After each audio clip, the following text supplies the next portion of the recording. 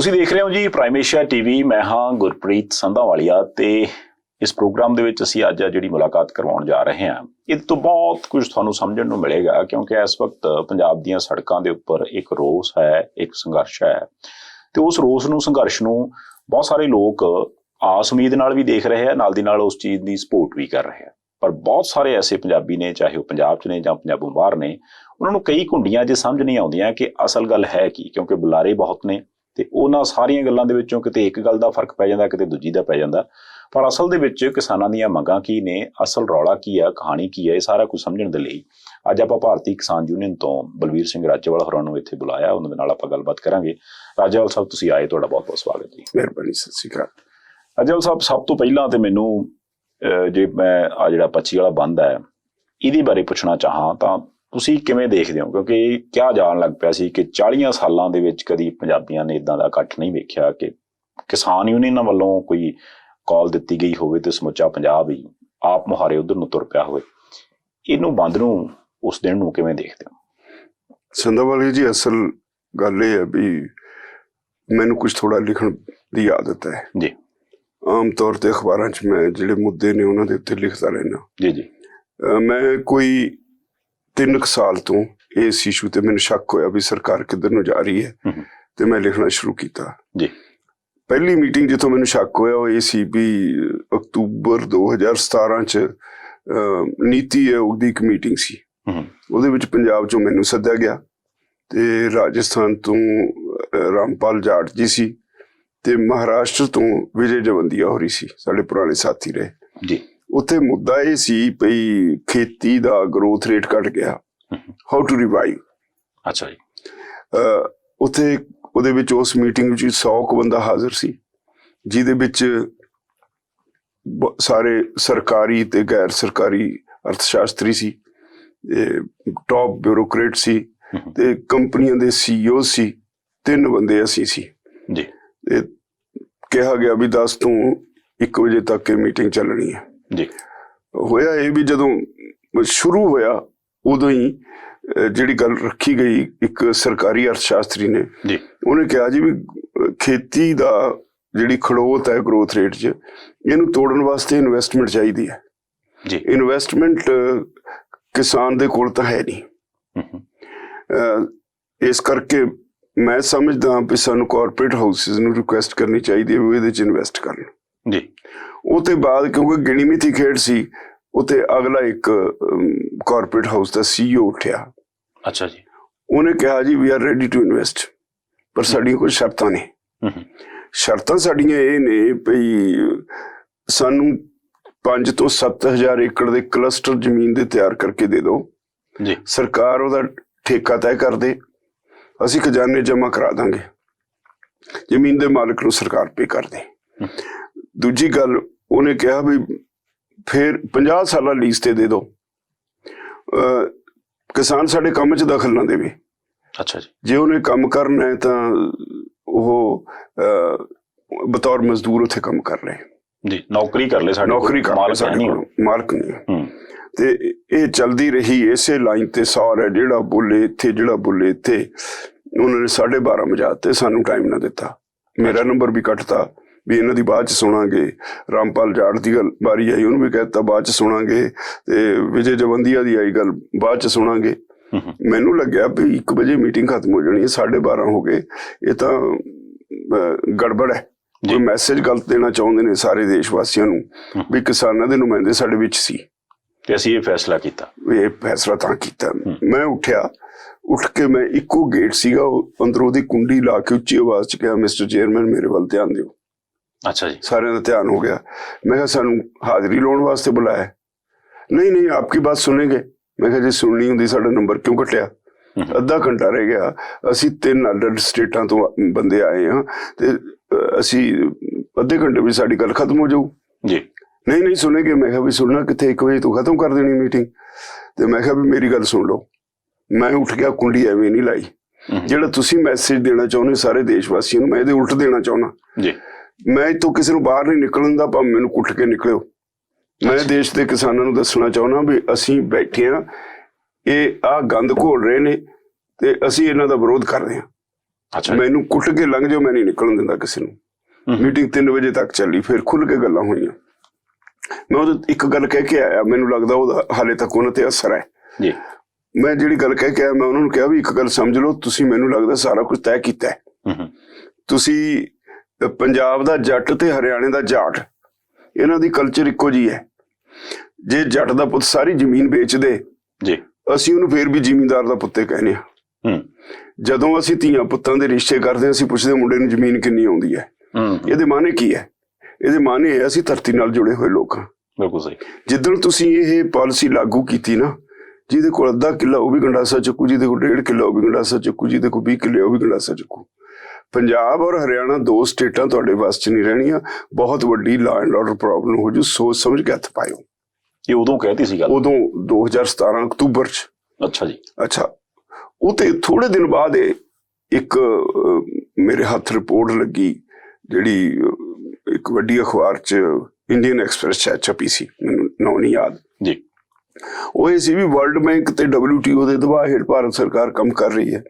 World bank ਦੀ ਇੱਕ report ਹੈ, ਉਹਨੇ ਕਿਹਾ ਅਸਲ 'ਚ ਦੁਨੀਆ 'ਚ ਹੈ ਕਿ ਜੀ ਬੜੇ ਬੜੇ ਮਲਟੀਨੈਸ਼ਨਲ ਸਾਰੀ ਦੁਨੀਆ 'ਚ ਬੈਠੇ ਬੜਾ ਕੁਝ ਬਣਾਉਂਦੇ ਨੇ, ਬੜਾ ਕੁਝ ਉਹਨਾਂ ਦੇ ਹੱਥ 'ਚ ਹੈ। ਤੇ ਉਹਨਾਂ ਨੇ ਕਿਹਾ ਵੀ ਭਾਰਤ ਤੇ ਚੀਨ 2 ਮੁਲਕ ਨੇ ਜਿੱਥੇ ਆਬਾਦੀ ਹੈ ਜੀ, ਇਹੀ ਗਾਹਕ ਨੇ। ਚੀਨ ਤਾਂ ਕਿਸੇ ਨੂੰ ਨੇੜੇ ਨਹੀਂ ਲੱਗਣ ਦਿੰਦਾ ਜੀ, ਤੇ ਭਾਰਤ ਵਾਲਿਆਂ ਤੇ ਉਹਨਾਂ ਨੇ ਦਬਾਅ ਪਾਇਆ ਹੋਇਆ। ਉਹਨਾਂ ਨੇ ਕਿਹਾ ਵੀ ਜਿਹੜੇ ਭਾਰਤ ਵਿੱਚ ਕਿਸਾਨ ਵਸਦੇ ਨੇ, ਇਹਨਾਂ ਕੋਲ ਸਭ ਤੋਂ ਕੀਮਤੀ ਚੀਜ਼ ਜ਼ਮੀਨ ਹੈ। ਜ਼ਮੀਨ ਦਾ ਉਹ ਉਪਯੋਗ ਨਹੀਂ ਇਹ ਕਰ ਰਹੇ ਜਿੰਨਾ ਇਹਦੇ ਵਿੱਚੋਂ ਜਿੰਨਾ ਕੁਝ ਕੱਢਿਆ ਜਾ ਸਕਦਾ ਹੈ ਜੀ। ਉਹਨਾਂ ਨੇ ਕਿਹਾ ਵੀ ਭਾਰਤ ਸਰਕਾਰ ਇਹ ਕਰੇ ਵੀ ਕਿਸਾਨਾਂ ਨੂੰ ਕੋਈ ਪਾਲਿਸੀ ਇਖਤਿਆਰ ਕਰੋ, ਜ਼ਮੀਨ ਚੋਂ ਬਾਹਰ ਕੱਢੋ, ਇਹਨਾਂ ਤੋਂ ਜ਼ਮੀਨ ਲੈ ਲਓ। ਬਹੁਤ ਕੀਮਤੀ ਕੰਪੋਨੈਂਟ ਹੈ, ਜ਼ਮੀਨ ਲੈ ਲਓ, ਇਹਨਾਂ ਨੂੰ ਮਜਬੂਰ ਕਰ ਦਿਓ ਵੀ ਮਾਈਗ੍ਰੇਟ ਹੋ ਕੇ ਸ਼ਹਿਰਾਂ 'ਚ ਵਸ ਜਾਣ। ਉਹਦੇ ਨਾਲ ਇੰਡਸਟਰੀ ਨੂੰ ਸਸਤੀ ਲੇਬਰ ਮਿਲੂ ਤੇ ਜ਼ਮੀਨ ਕਾਰਪੋਰੇਟਸ ਨੂੰ ਦੇ ਦਿਓ, ਆਪਣੇ ਢੰਗ ਨਾਲ ਖੇਤੀ ਕਰਾਉਣਗੇ, ਇਨਵੈਸਟਮੈਂਟ ਕਰਨਗੇ, ਲੇਟੈਸਟ ਟੈਕਨੋਲੋਜੀ ਲਿਆਉਣਗੇ। ਇਹ 2 ਚੀਜ਼ਾਂ ਕਿਤੇ ਉਹਨਾਂ ਦਿਨਾਂ ਵਿੱਚ ਦੇਖ ਕੇ ਮੈਨੂੰ ਹੋਇਆ ਵੀ ਸਰਕਾਰ ਤਾਂ ਅੱਜ ਨਹੀਂ ਤਾਂ ਕੱਲ ਕਿਸੇ ਵੇਲੇ ਸਾਡੇ ਕੋਲੋਂ ਜ਼ਮੀਨ ਖੋਣ ਵੱਲ ਵਧੂਗੀ, ਕਹੀ ਚਾਹੇ ਕੁਛ ਜਾਏ। ਔਰ ਉਦਾਂ WTO ਦੇ ਵਿਰੋਧ 'ਚ ਜਦੋਂ ਦਾ ਇਹ ਲਿਬਰਲਾਈਜੇਸ਼ਨ ਦਾ ਦੌਰ ਸ਼ੁਰੂ ਹੋਇਆ, ਉਦੋਂ ਦਾ ਹੀ ਰੌਲਾ ਹਿੰਦੁਸਤਾਨ 'ਚ ਪੈਂਦਾ ਚੱਲਿਆ ਹੁੰਦਾ ਸੀ ਜੀ ਜੀ ਜੀ। ਤਾਂ ਮੈਂ ਇਹਨੂੰ ਗੰਭੀਰਤਾ ਨਾਲ ਲੈਣਾ ਸ਼ੁਰੂ ਕਰਤਾ। ਫਿਰ ਉਹ ਤੋਂ ਬਾਅਦ ਕੀ ਹੋਇਆ ਵੀ ਜਦੋਂ ਮੋਦੀ ਜੀ ਦੀ ਪਹਿਲੀ ਵਾਰੀ ਸਰਕਾਰ ਬਣੀ, ਮੋਦੀ 1 ਵੇਲੇ, ਇਹਨਾਂ ਨੇ ਆਉਂਦੇ ਹੀ ਇੱਕ ਸ਼ਾਂਤਾ ਕੁਮਾਰ ਕਮੇਟੀ ਬਣਾਤੀ ਜੀ। ਸੈਂਟਰ ਫੂਡ ਮਿਨਿਸਟਰ ਰਹੇ ਨੇ, ਹਿਮਾਚਲ ਦੇ ਮੁੱਖ ਮੰਤਰੀ ਰਹੇ ਨੇ। ਉਹਨਾਂ ਨੇ ਆਪਣੀ ਰਿਪੋਰਟ 'ਚ ਕਿਹਾ ਵੀ FCI ਇੱਕ ਭ੍ਰਿਸ਼ਟ ਹਾਥੀ ਹੈ, ਇਹ ਸਰਕਾਰ ਨੂੰ ਇਹਨੂੰ ਡਿਸਬੈਂਡ ਕਰ ਦੇਣਾ ਚਾਹੀਦਾ ਜੀ। ਹੁਣ FCI ਨੂੰ ਡਿਸਬੈਂਡ ਕਰਨ ਦੇ ਕੀ ਮਾਨੇ ਹੈ? FCI ਇੱਕ ਐਸੀ ਨੋਡਲ ਏਜੰਸੀ ਹੈ ਜਿਹੜੀ ਸਾਰੇ ਅਨਾਜ ਦੀ ਪ੍ਰੋਕਿਉਰਮੈਂਟ ਹੋਣ ਤੋਂ ਬਾਅਦ ਉਹਦੀ ਸਟੋਰੇਜ ਦਾ ਪ੍ਰਬੰਧ, ਉਹਦੀ PDS ਨਾਲ ਕੰਜ਼ਿਊਮਰ ਤੱਕ ਪਹੁੰਚਾਉਣ ਦਾ ਉਹਦਾ ਜ਼ਿੰਮਾ ਹੈ। ਹੁਣ ਜੇ ਉਹਨੂੰ ਡਿਸਬੈਂਡ ਕਰ ਦਿਓ ਤਾਂ ਫਿਰ ਖਰੀਦ ਬੰਦ, ਬਿਲਕੁਲ ਸਟੋਰੇਜ ਬੰਦ। ਤੇ ਮੈਂ ਕਿਹਾ ਵੀ ਇਹ ਚੱਲ ਪਿਆ ਉਸ ਪਾਸੇ। ਫਿਰ ਪਿਛਲੇ 2 ਸਾਲ ਦੀਆਂ CACP ਦੀਆਂ ਰਿਪੋਰਟਾਂ ਪੜ੍ਹ ਲਓ, ਜਿਹੜਾ commission on agriculture cost and prices ਹੈ, ਉਹਦਾ ਕੰਮ ਤਾਂ ਸਿਰਫ ਇਹ ਹੈਗਾ ਵੀ ਕਾਸਟ ਕੈਲਕੂਲੇਸ਼ਨਸ ਕਰਨੀ ਹੈ, ਸਰਕਾਰ ਨੂੰ MSP ਰਿਕਮੈਂਡ ਕਰ ਦੇਣੀ ਹੈ। MSP ਫਿਕਸ ਕਰਦੀ ਹੈ ਪ੍ਰਾਈਮ ਮਿਨਿਸਟਰ ਦੀ ਇਕਨੋਮਿਕ ਅਫੇਅਰਸ ਕਮੇਟੀ ਜੀ। ਤੇ ਪਰ ਜਿੱਦਾਂ ਸਰਕਾਰ ਚਾਹੇ ਉਹ ਜੀ ਕਮਿਸ਼ਨਰ ਤੋਂ ਜੋ ਮਰਜ਼ੀ ਲਿਖਾ ਲੇ, ਉਹਨੇ 2 ਸਾਲ ਤੋਂ, ਕਿਉਂਕਿ ਗਰਾਊਂਡ ਪਹਿਲਾਂ ਤਿਆਰ ਹੋਣੀ ਸ਼ੁਰੂ ਹੋ ਗਈ ਸੀ, ਉਹਨੇ ਇਹ ਕਹਿਣਾ ਸ਼ੁਰੂ ਕਰਤਾ ਵੀ ਸਾਡੇ ਕੋਲ ਅਨਾਜ ਬਹੁਤ ਜ਼ਿਆਦਾ ਹੈ, ਸਰਕਾਰ ਦਾ ਕੰਮ ਵਪਾਰ ਕਰਨਾ ਨਹੀਂ, ਸਰਕਾਰ ਇਹਦੇ ਚੋਂ ਨਿਕਲੇ ਜੀ। ਫਿਰ ਦੂਜੀ 6 ਮਹੀਨੇ ਬਾਅਦ ਰਿਪੋਰਟ ਆਈ, ਉਹਦੇ ਵਿੱਚ ਉਹ ਕਹਿੰਦੇ ਸਾਡੇ ਕੋਲ 744 ਲੱਖ ਟਨ ਕਣਕ ਤੇ ਚਾਵਲ ਪਏ ਨੇ, ਸਾਡੀ ਲੋੜ 411 ਲੱਖ ਟਨ ਦੀ ਹੈ, ਸਾਡੇ ਕੋਲ 333 ਲੱਖ ਟਨ ਫਾਲਤੂ ਹੈ, ਸਾਨੂੰ ਬਹੁਤ ਸਾਰਾ ਪੈਸਾ ਇਹਦੀ ਖਰੀਦ ਤੇ ਪ੍ਰਬੰਧ ਕਰਨਾ ਪੈਂਦਾ ਹੈ, ਉਹਦਾ ਸਟੋਰਸ ਦੇ ਵਿੱਚ ਬਹੁਤ ਸਾਰਾ ਖਰਾਬ ਹੋ ਜਾਂਦਾ ਹੈ, ਪਿਲਫਰੇਜ ਬਹੁਤ ਹੈ। ਉਹਨੇ ਰਿਕਮੈਂਡ ਕੀਤਾ ਵੀ ਸਰਕਾਰ ਇਹ ਜਿਹੜੀ ਪ੍ਰੋਕਿਉਰਮੈਂਟ ਦੀ ਪਾਲਿਸੀ ਇਹਦੇ ਤੇ ਇਹਨੂੰ ਰਿਵਿਊ ਕਰੇ ਔਰ ਇਹਦੇ ਚੋਂ ਨਿਕਲੇ। ਉਹ ਤੇ ਅਗਲੀ ਰਿਪੋਰਟ 'ਚ ਫਿਰ ਉਹ ਲਿਖਦੇ ਆ, ਜਿਹੜੀ 6 ਮਹੀਨੇ ਬਾਅਦ ਆਈ, ਉਹਦੇ 'ਚੋਂ ਕਹਿੰਦੇ ਆ ਵੀ ਜਦੋਂ ਅਸੀਂ ਖਰੀਦ ਕਰਦੇ ਹਾਂ, ਪੰਜਾਬ ਤੇ ਹਰਿਆਣਾ 2 ਸਟੇਟਾਂ ਨੇ, ਪੰਜਾਬ 'ਚ 8.5% ਟੈਕਸਿਸ ਨੇ, ਹਰਿਆਣੇ 'ਚ 6.5% ਟੈਕਸਿਸ ਨੇ, ਤੇ ਇੰਨਾ ਟੈਕਸਿਸ ਦਾ ਬੋਝ ਸਾਨੂੰ ਮਹਿੰਗਾ ਪੈਂਦਾ ਹੈ। ਸਰਕਾਰ ਨੂੰ ਆਪਣੀ ਜਿਹੜੀ ਓਪਨ ਐਂਡਡ ਪ੍ਰੋਕਿਉਰਮੈਂਟ ਪਾਲਿਸੀ ਹੈ ਉਹਦੇ ਤੇ ਰਿਵਿਊ ਕਰਕੇ ਇਹਦੇ ਜੋ ਨਿਕਲਣਾ ਚਾਹੀਦਾ ਔਰ ਕਿਸੇ ਪ੍ਰਾਈਵੇਟ ਪਲੇਅਰ ਨੂੰ 1 ਜਾਂ 2% ਟੈਕਸਿਸ ਤੇ ਖਰੀਦਣ ਵਾਸਤੇ ਇਨਕਰੇਜ ਕਰਨਾ ਚਾਹੀਦਾ ਜੀ। ਲੇਟੈਸਟ ਜਿਹੜੀ ਹੁਣ ਫਸਲ ਆਉਣੀ ਹੈ ਕਣਕ ਝੋਨੇ ਦੀ, ਇਹਦਾ 6 ਮਹੀਨੇ ਪਹਿਲਾਂ ਜਿਹੜਾ ਰਿਪੋਰਟ ਆਈ ਉਹਦੇ ਚ ਸਿੱਧਾ ਪੰਜਾਬ ਤੇ ਹਰਿਆਣੇ ਦਾ ਨਾਂ ਲਿਖ ਕੇ ਕਿਹਾ ਗਿਆ ਭਈ ਇੱਥੋਂ ਨਿਕਲੋ ਖਰੀਦ ਚੋਂ। ਅੱਛਾ। ਇੱਕ ਫਿਰ ਜਨਵਰੀ ਮਹੀਨੇ ਇੱਕ ਚਿੱਠੀ ਲਿਖੀ ਕੇਂਦਰ ਸਰਕਾਰ ਨੇ ਚੀਫ ਮਿਨਿਸਟਰ ਪੰਜਾਬ ਨੂੰ ਤੇ ਚੀਫ ਮਿਨਿਸਟਰ ਹਰਿਆਣੇ ਨੂੰ। ਉਹ ਚਿੱਠੀ 'ਚ ਲਿਖਦੇ ਨੇ ਬਈ ਜੇ ਅਸੀਂ ਕਣਕ ਝੋਨੇ ਦੀ ਖਰੀਦ ਬੰਦ ਕਰ ਦਈਏ ਜੀ, ਜਾਂ ਅਸੀਂ ਆਪਣੀ ਲੋੜ ਮੁਤਾਬਕ ਖਰੀਦ ਕਰੀਏ, ਜਿਹੜਾ ਬਾਕੀ ਸਟਾਕ ਰਹਿ ਜੇ ਉਹ ਓਪਨ ਮਾਰਕੀਟ 'ਚ ਵਿਕੇ, ਜਿਹੜਾ ਕਿਸਾਨ ਨੂੰ ਘਾਟਾ ਪਵੇ ਉਹ ਅਸੀਂ ਭਾਵੰਤਰ ਸਕੀਮ 'ਚ ਪੂਰਾ ਕਰ ਦਈਏ। ਤੁਹਾਡਾ ਇਹਦੇ ਬਾਰੇ ਕੀ ਵਿਚਾਰ ਹੈ? ਅੱਛਾ ਜੀ। ਪੰਜਾਬ ਸਰਕਾਰ ਨੇ ਲਿਖਤਾ ਵੀ ਇਹਦੇ 'ਚ ਕਰਪਸ਼ਨ ਹੋਏਗੀ, ਅਸੀਂ ਇਹਦੇ ਲਈ ਸਹਿਮਤ ਨਹੀਂ। ਹੁਣ ਇਹ 2-3 ਚੀਜ਼ਾਂ ਇਕੱਠੀਆਂ ਹੋ ਗਈਆਂ, ਘੋਖਣ ਤੋਂ ਬਾਅਦ ਪਤਾ ਲੱਗਿਆ ਵੀ ਤਾਂ ਗਈ ਗੱਲ। ਮੈਨੂੰ ਯਾਦ ਹੈ 17 ਫਰਵਰੀ ਨੂੰ ਐਸੇ ਸਾਲ ਇੱਕ ਸਾਰੀਆਂ ਪਾਰਟੀਆਂ ਦੀ ਮੈਂ ਇੱਕ ਸੈਮੀਨਾਰ ਰੱਖਿਆ ਜੀ। 500 ਕਿਸਾਨ ਬੁਲਾਏ, ਅੰਦਰ ਹਾਲ ਦੇ 200 ਦੀ ਕਪੈਸਿਟੀ ਸੀ, ਬਾਹਰ ਕੁਰਸੀਆਂ ਲਾ ਕੇ ਇੱਕ ਵੱਡਾ ਸਕਰੀਨ ਲਾਤਾ ਵੀ ਸੁਣੋ ਤੁਹਾਡੇ ਲੀਡਰ ਕੀ ਕਹਿੰਦੇ ਨੇ। ਉੱਥੇ ਕਾਂਗਰਸ ਵੱਲੋਂ ਜਾਖੜ ਸਾਹਿਬ ਉਹਨਾਂ ਦੇ ਪ੍ਰੈਜ਼ੀਡੈਂਟ ਤੇ ਕੁਲਜੀਤ ਨਾਗਰਾ MLA, ਅਕਾਲੀ ਦਲ ਵੱਲੋਂ ਬਲਵਿੰਦਰ ਸਿੰਘ ਭੂੰਦੜ, ਡਾਕਟਰ ਦਲਜੀਤ ਚੀਮਾ, ਦਰਬਾਰਾ ਸਿੰਘ ਗੁਰੂ ਤੇ ਵਡਾਲਾ ਸਾਹਿਬ MLA ਜੀ। ਆਮ ਆਦਮੀ ਪਾਰਟੀ ਤੋਂ ਹਰਪਾਲ ਚੀਮਾ ਜਿਹੜੇ ਆਪੋਜੀਸ਼ਨ ਲੀਡਰ ਨੇ, ਸੰਧਵਾ ਉਹਨਾਂ ਦੇ ਕਿਸਾਨ ਵਿੰਗ ਦੇ ਹੈਡ ਨੇ, ਤੇ 2-3 MLA ਹੋਰ ਸੀ। ਤੇ ਭਾਜਪਾ ਵੱਲੋਂ ਹਰਜੀਤ ਸਿੰਘ ਗਰੇਵਾਲ ਜਿਹੜੇ ਉਹਨਾਂ ਦੀ BJP ਦੀ ਨੈਸ਼ਨਲ ਐਗਜ਼ੀਕਟਿਵ ਦੇ ਮੈਂਬਰ ਨੇ ਜੀ।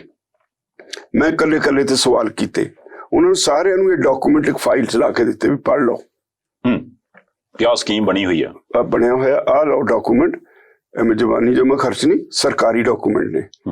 ਤੇ ਮੈਂ ਜਾਖੜ ਸਾਹਿਬ ਨੂੰ ਜਦੋਂ ਉਹਨਾਂ ਦੀ ਵਾਰੀ ਆਈ ਉਹਨਾਂ ਨੂੰ ਸਵਾਲ ਕੀਤਾ ਵੀ ਜਾਖੜ ਸਾਹਿਬ ਤੁਹਾਡੀ ਸਰਕਾਰ ਹੈ ਪੰਜਾਬ 'ਚ, ਮੈਨੂੰ ਇਹ ਦੱਸੋ ਆ ਲੋਕੀ ਜਾਣਨਾ ਚਾਹੁੰਦੇ ਨੇ ਵੀ ਕਿੰਨੀ ਕੁ ਦੇਰ ਇਹ ਕੰਮ ਚੱਲੂ, MSP ਕਦੋਂ ਤਾਈਂ ਰਹੂ, ਖਰੀਦ ਕਦੋਂ ਤਾਈਂ ਰਹੂ, ਤੁਸੀਂ ਕਿੰਨਾ ਕੁ ਦਬਾਅ ਹੈ ਸਰਕਾਰ ਦਾ, ਕੀ ਸਮਝਦੇ ਹੋ? ਉਹਨਾਂ ਨੇ 3 ਵਾਰੀ ਮੇਜ਼ ਤੇ ਹੱਥ ਮਾਰ ਕੇ ਗਿਆ MSP ਗਈ, MSP ਗਈ, MSP ਗਈ ਜੀ। ਫਿਰ ਉਹ ਅਗਲੀ ਗੱਲ ਮੇਰੇ ਵੱਲ ਇਸ਼ਾਰਾ ਕਰਕੇ ਸਾਰੇ ਪੋਲੀਟੀਕਲ ਲੀਡਰਾਂ ਨੂੰ ਕਹਿੰਦੇ ਵੀ ਆਹ ਬੰਦਾ ਆਪਾਂ ਨੂੰ 6 ਮਹੀਨੇ ਬਾਅਦ ਇੱਥੇ ਇਕੱਠੇ ਕਰ ਦਿੰਦਾ ਕਿਸੇ ਸੈਮੀਨਾਰ ਤੇ, ਉਹਦੇ ਬਾਅਦ ਆਪਾਂ ਪੋਲੀਟੀਕਲ ਗਾਲਾਂ ਕੱਢੀ ਜਾਂਦੇ, ਇੱਕ ਦਿਨ ਵਕਤ ਲੰਘੀ ਜਾਂਦਾ। ਪਰ ਆਹ ਇਹਨੇ ਬਹੁਤ ਗੰਭੀਰ ਮੁੱਦਾ ਉਠਾਇਆ। ਮੇਰੀ ਸਾਰੀਆਂ ਪੋਲੀਟੀਕਲ ਪਾਰਟੀਆਂ ਨੂੰ ਬੇਨਤੀ ਹੈ ਵੀ ਆਪਾਂ ਇਕੱਠੇ ਹੋ ਕੇ ਜੇ ਤਾਂ ਲੜਾਈ ਲੜਾਂਗੇ ਪੰਜਾਬ ਦੇ ਹਿੱਤਾਂ ਲਈ, ਫੇਰ ਤਾਂ ਪੰਜਾਬ ਜਾਊ ਬਚ, ਨਹੀਂ ਪੰਜਾਬ ਡੁੱਬ ਜਾਊ। ਇੱਕ ਰਾਜੇਵਾਲ ਸਾਹਿਬ ਮੈਨੂੰ ਇੱਥੇ ਥੋੜੀ ਜਿਹੀ ਘੁੰਡੀ ਇਹ ਸਮਝਾਇਓ। ਹੁਣ ਜਿਸ ਹਿਸਾਬ ਤੋਂ ਡਿਟੇਲ 'ਚ ਗੱਲ ਦੱਸ ਰਹੇ ਸੀ ਮੈਂ ਤਦੇ ਨਹੀਂ ਬੋਲਿਆ ਕਿਉਂਕਿ ਬੜੀਆਂ ਕੰਮ ਦੀਆਂ ਗੱਲਾਂ ਤੁਸੀਂ ਗੱਲ ਕਰਦੇ ਹੋ ਕਿ ਫਰਵਰੀ 'ਚ ਤੁਸੀਂ ਸਾਰੇ ਲੀਡਰਾਂ ਨੂੰ ਕਾਗਜ਼ ਵੰਡਤੇ ਸੀ ਵੀ ਭਾਈ ਆਹ ਕੁਝ ਹੋਣ ਲੱਗਿਆ, ਜੇ ਬਚਾਉਣ ਜੋਗੇ ਇਹਦਾ ਬਚਾ ਲਓ। ਜੇ ਮੈਂ ਗਲਤ ਨਹੀਂ ਤੇ ਆਰਡੀਨੈਂਸ ਜਿਹੜਾ ਉਹ ਜੂਨ 'ਚ ਹੁੰਦਾ, 5 ਜੂਨ ਨੂੰ, ਹੈ ਨਾ ਜੀ। ਇਹਦਾ ਮਤਲਬ ਫਰਵਰੀ ਤੋਂ ਲੈ ਕੇ ਜੂਨ ਤੱਕ ਫਿਰ ਇਹਨਾਂ ਨੇ ਮੂੰਹ 'ਚ ਘੁੰਗਣੀਆਂ ਪਾਈਆਂ ਸੀ, ਕਿਸੇ ਨੇ ਗੱਲਾਂ ਕੀਤੀ? ਮੈਂ ਦੱਸਦਾ ਹਾਂ ਵੀ ਉੱਥੇ ਉਸੇ ਸੈਮੀਨਾਰ 'ਚ ਅਕਾਲੀ ਦਲ ਵੱਲੋਂ ਬਲਵਿੰਦਰ ਸਿੰਘ ਭੂੰਦੜ ਉਹਨਾਂ ਦੇ ਮੈਨੂੰ ਸ਼ਬਦ ਨਹੀਂ ਭੁੱਲਦੇ, ਇਹਨਾਂ ਨੇ ਕਿਹਾ ਇਹ ਬਹੁਤ ਅਹਿਮ ਮਸਲਾ ਹੈ ਤੇ ਸਾਰੇ ਇਕੱਠੇ ਹੋ ਕੇ ਲੜੀਏ, ਬੇਂਡੀ ਮੈਨੂੰ ਲਾਓ, ਇਹ ਸ਼ਬਦ ਨੇ ਉਹਨਾਂ ਨੇ। ਅੱਛਾ, ਭੂੰਦੜ ਸਾਹਿਬ ਅਕਾਲੀ ਦਲ ਤੋਂ? ਹਾਂ, ਮੈਨੂੰ ਬੇਂਡੀ ਲਾਓ, ਲੜਾਂਗੇ। ਤੋ ਸਾਨੂੰ ਭਾਵੇਂ ਸਾਡੇ ਭਾਈਵਾਲ ਨੇ, ਉਹਦੀ ਪਰਵਾਹ ਨਹੀਂ, ਮੈਨੂੰ ਬੇਂਡੀ ਲਾਓ। ਤੋ ਉਹਦੇ ਬਾਅਦ ਕੀ ਹੋਇਆ, ਅਸੀਂ 24 ਫਰਵਰੀ ਨੂੰ ਇਸੇ ਗੱਲ ਦੇ ਉੱਤੇ ਚੰਡੀਗੜ੍ਹ 'ਚ ਇੱਕ ਰੈਲੀ ਰੱਖਤੀ ਜੀ। ਅਸੀਂ ਕਦੀ ਵੀ ਸਰਕਾਰ ਤੋਂ ਮਨਜ਼ੂਰੀ ਨਹੀਂ ਲਈ, ਸਾਨੂੰ ਪਤਾ ਵੀ ਉਹ ਕੁੰਤਰਾ ਪਾ ਕੇ ਬਹਿ ਜਾਂਦੇ ਨੇ ਅਸੀਂ, ਪਰ ਉਸ ਵਾਰੀ ਮੈਂ ਮਨਜ਼ੂਰੀ ਲਈ। ਅੱਛਾ ਜੀ। DC ਚੰਡੀਗੜ੍ਹ ਨੇ ਸਾਨੂੰ ਮਨਜ਼ੂਰੀ ਦੇ ਦਿੱਤੀ। ਇੱਕ ਗੱਲ, ਦੂਸਰਾ ਸੀ ਕਦੇ ਜਿਹੜੀ ਮੜੀਆਂ ਕੋਲ ਰੈਲੀ ਗਰਾਊਂਡ ਹੈ ਉੱਥੇ ਨਹੀਂ ਗਏ। ਸਾਡਾ ਮਤ ਸੀ ਵੀ ਅਸੀਂ ਜਿਉਂਦੇ ਹੀ ਮੜੀਆਂ 'ਚ ਕਿਉਂ ਜਾਈਏ, ਉੱਥੇ ਸੱਪ ਸੁੱਪ ਬਹੁਤ ਨੇ ਜੀ। ਤੇ ਮਨਜ਼ੂਰੀ ਲੈ ਲਈ। ਜਿੱਦਣ ਰੈਲੀ ਹੋਈ ਸਾਰੀ ਤਿਆਰੀ ਹੋ ਗਈ ਤੇ ਸਰਕਾਰ ਨੇ ਕੁਝ ਨਹੀਂ ਕਿਹਾ। 9:30 ਵਜੇ ਤੱਕ ਜਦ ਉਹਨਾਂ ਕੋਲ ਰਿਪੋਰਟਾਂ ਆ ਗਈਆਂ ਵੀ ਕਿੱਥੋਂ ਕਿੰਨੀਆਂ ਬੱਸਾਂ ਚੱਲ ਪਈਆਂ, ਉਹਨਾਂ ਨੇ ਬੈਨ ਕਰਤੀ ਰੈਲੀ ਮਨਜ਼ੂਰੀ ਦੇਣ ਦੇ ਬਾਵਜੂਦ। ਫਿਰ ਹੋਇਆ ਇਹ ਵੀ ਉਧਰ ਕੁਰਾਲੀ ਤੋਂ ਚੰਡੀਗੜ੍ਹ ਨੂੰ ਜਿਹੜੀ ਸੜਕ ਆਉਂਦੀ ਹੈ ਉਹ ਸਾਰੀ ਚੌਕ ਹੋ ਗਈ। ਬਨੂੜ ਤੋਂ ਚੰਡੀਗੜ੍ਹ ਸਾਰਾ ਚੌਕ ਹੋ ਗਿਆ। ਮੋਹਾਲੀ ਦੇ ਸਾਰੇ ਚੌਂਕ ਤੇ ਚੰਡੀਗੜ੍ਹ ਦੇ ਚੌਂਕ ਥਾਂ ਪੁਲਿਸ ਨੇ ਘੇਰ ਰਹੇ। ਲੋਕੀ 10-10 12-12 ਕਿਲੋਮੀਟਰ ਪੈਦਲ ਤੁਰ ਕੇ, ਕੋਈ 20,000 ਕਿਸਾਨ ਜੀ ਫਿਰ ਉੱਥੇ ਪਹੁੰਚ ਗਿਆ ਇਸ ਇਸ਼ੂ ਤੇ। ਬੜਾ ਫਿਊਚਰ ਦਾ ਸਵਾਲ ਹੈ। ਤੇ ਉਸ ਤੋਂ ਬਾਅਦ ਅਸੀਂ ਆਪਣਾ ਇਹਦੇ ਬਾਰੇ ਪ੍ਰਚਾਰ ਤੇਜ਼ ਕਰ ਦਿੱਤਾ। ਪਰ ਅਫਸੋਸ ਇਹ ਆ ਵੀ ਕਿਸੇ ਨੇ ਉਹਦੇ ਬਾਅਦ ਇਹਨੂੰ ਘੋਲਿਆ ਨਹੀਂ। ਜੇ ਮੈਂ ਕਿਸੇ ਨੂੰ ਫੋਨ ਕਰਕੇ ਕਿਸੇ ਲੀਡਰ ਨੂੰ ਵੀ ਕਿਹਾ ਵੀ ਕੁਝ ਕਰੋ, ਇਹ ਤੇਜ਼ੀ ਫੜਦਾ ਜਾ ਰਿਹਾ ਸੈਂਟਰ, ਇਹਦੇ ਤੇ ਬਹੁਤ ਕਾਹਲੀ ਨਾਲ ਸਟੈਪਸ ਲੈਣ ਵਾਲੀ ਹੈ, ਕਿਸੇ ਨੇ ਕੁਝ ਨਹੀਂ ਕੀਤਾ। 5 ਜੂਨ ਨੂੰ ਜਦੋਂ ਆਰਡੀਨੈਂਸ ਆ ਗਏ ਤਾਂ ਫਿਰ ਹਰੇਕ ਨੇ ਆਪੋ ਆਪਣੇ ਢੰਗ ਨਾਲ ਇਹ ਤੇ ਬੋਲਣਾ ਸ਼ੁਰੂ ਕਰਤਾ ਜੀ। ਨਹੀਂ, ਪਰ ਇੱਕ ਸਵਾਲ ਹੋ ਸਕਦਾ ਅਕਾਲੀ ਦਲ ਇਸ ਚੀਜ਼ ਦੀ ਅੱਜ ਕੱਲ੍ਹ ਤੋਂ ਜਵਾਬ ਦੇ ਹੀ ਜਾਂਦੇ ਨੇ, ਪਰ ਜੇ ਭੁੰਦੜ ਸਾਹਿਬ ਜਾਂ ਤੁਸੀਂ ਬਾਕੀ ਲੀਡਰ ਸਾਹਿਬਾਨਾਂ ਦੀ ਗੱਲ ਕਰਦੇ ਹੋ ਕਿ ਅਕਾਲੀ ਦਲ ਦੇ ਉੱਥੇ ਸੀਗੇ, ਉਹਨਾਂ ਉਦੋਂ ਹੀ ਕਿਹਾ ਵੀ ਮੈਂ ਬੇਂਡੀ ਬਣਨ ਨੂੰ ਤਿਆਰ ਹਾਂ ਤੇ ਤੁਸੀਂ ਮੈਨੂੰ ਅੱਗੇ ਲਾਓ, ਫਿਰ ਇੰਨਾ ਚਿਰ ਅਕਾਲੀ ਦਲ ਨੇ ਉਹਦੇ ਵਿੱਚ ਟਾਈਮ ਲਾਇਆ, ਫਿਰ ਉਹਦੇ ਵਿੱਚ ਕੋਈ ਰਾਜਨੀਤੀ ਦੇਖਦੇ ਹੋ ਤੁਸੀਂ? ਬਿਲਕੁਲ ਰਾਜਨੀਤੀ ਤੇ ਅਗਲੀ ਗੱਲ ਤੁਹਾਨੂੰ ਮੈਂ ਦੱਸਦਾ, ਜਿਹੜੀ ਜੋ ਸਭ ਕਰਦੇ ਰਹੇ ਹੈ ਤੇ ਇਹਨਾਂ ਦੀ 9 ਜੁਲਾਈ ਨੂੰ ਕੋਰ ਕਮੇਟੀ ਦੀ ਮੀਟਿੰਗ ਸੀ ਜੀ। ਮੈਨੂੰ ਇਹਨਾਂ ਨੇ 5 ਜੁਲਾਈ ਤੋਂ ਰੋਜ਼ ਟੈਲੀਫੋਨ, ਰਾਜੇਵਾਲ ਸਾਹਿਬ ਸਾਡੇ ਪ੍ਰਧਾਨ ਸਾਹਿਬ ਤੁਹਾਨੂੰ ਮਿਲਣਾ ਚਾਹੁੰਦੇ ਨੇ, ਤੁਸੀਂ ਦੱਸੋ ਆ ਸਕਦੇ 9 ਤਾਰੀਖ ਨੂੰ? ਮੈਂ ਕਿਹਾ ਵੀ ਬਹੁਤ ਫੋਨ ਕਰਦੇ ਨੇ, ਚਲੋ ਮੈਂ ਆ ਜਾਣਾ। ਪ੍ਰਧਾਨ ਸਾਹਿਬ ਮਤਲਬ ਸਰਦਾਰ ਸੁਖਬੀਰ ਸਿੰਘ ਬਾਦਲ ਜੀ। ਤੇ ਉੱਥੇ ਇਹਨਾਂ ਦੀ ਕੋਰ ਕਮੇਟੀ ਦੀ ਮੀਟਿੰਗ ਤੋਂ ਬਾਅਦ ਇੱਕ ਅਲੱਗ ਕਮਰੇ 'ਚ ਅਸੀਂ ਬੈਠੇ ਇਹਨਾਂ ਦੇ ਦਫ਼ਤਰ 'ਚ। ਉੱਥੇ ਮੈਂ ਸੀ, ਡਾਕਟਰ ਦਲਜੀਤ ਸਿੰਘ ਚੀਮਾ ਸੀ, ਮਜੀਠੀਆ ਸੀ ਤੇ ਜਸਦਰ ਤੋਤਾ ਸਿੰਘ ਸੀ। ਅੱਛਾ ਜੀ।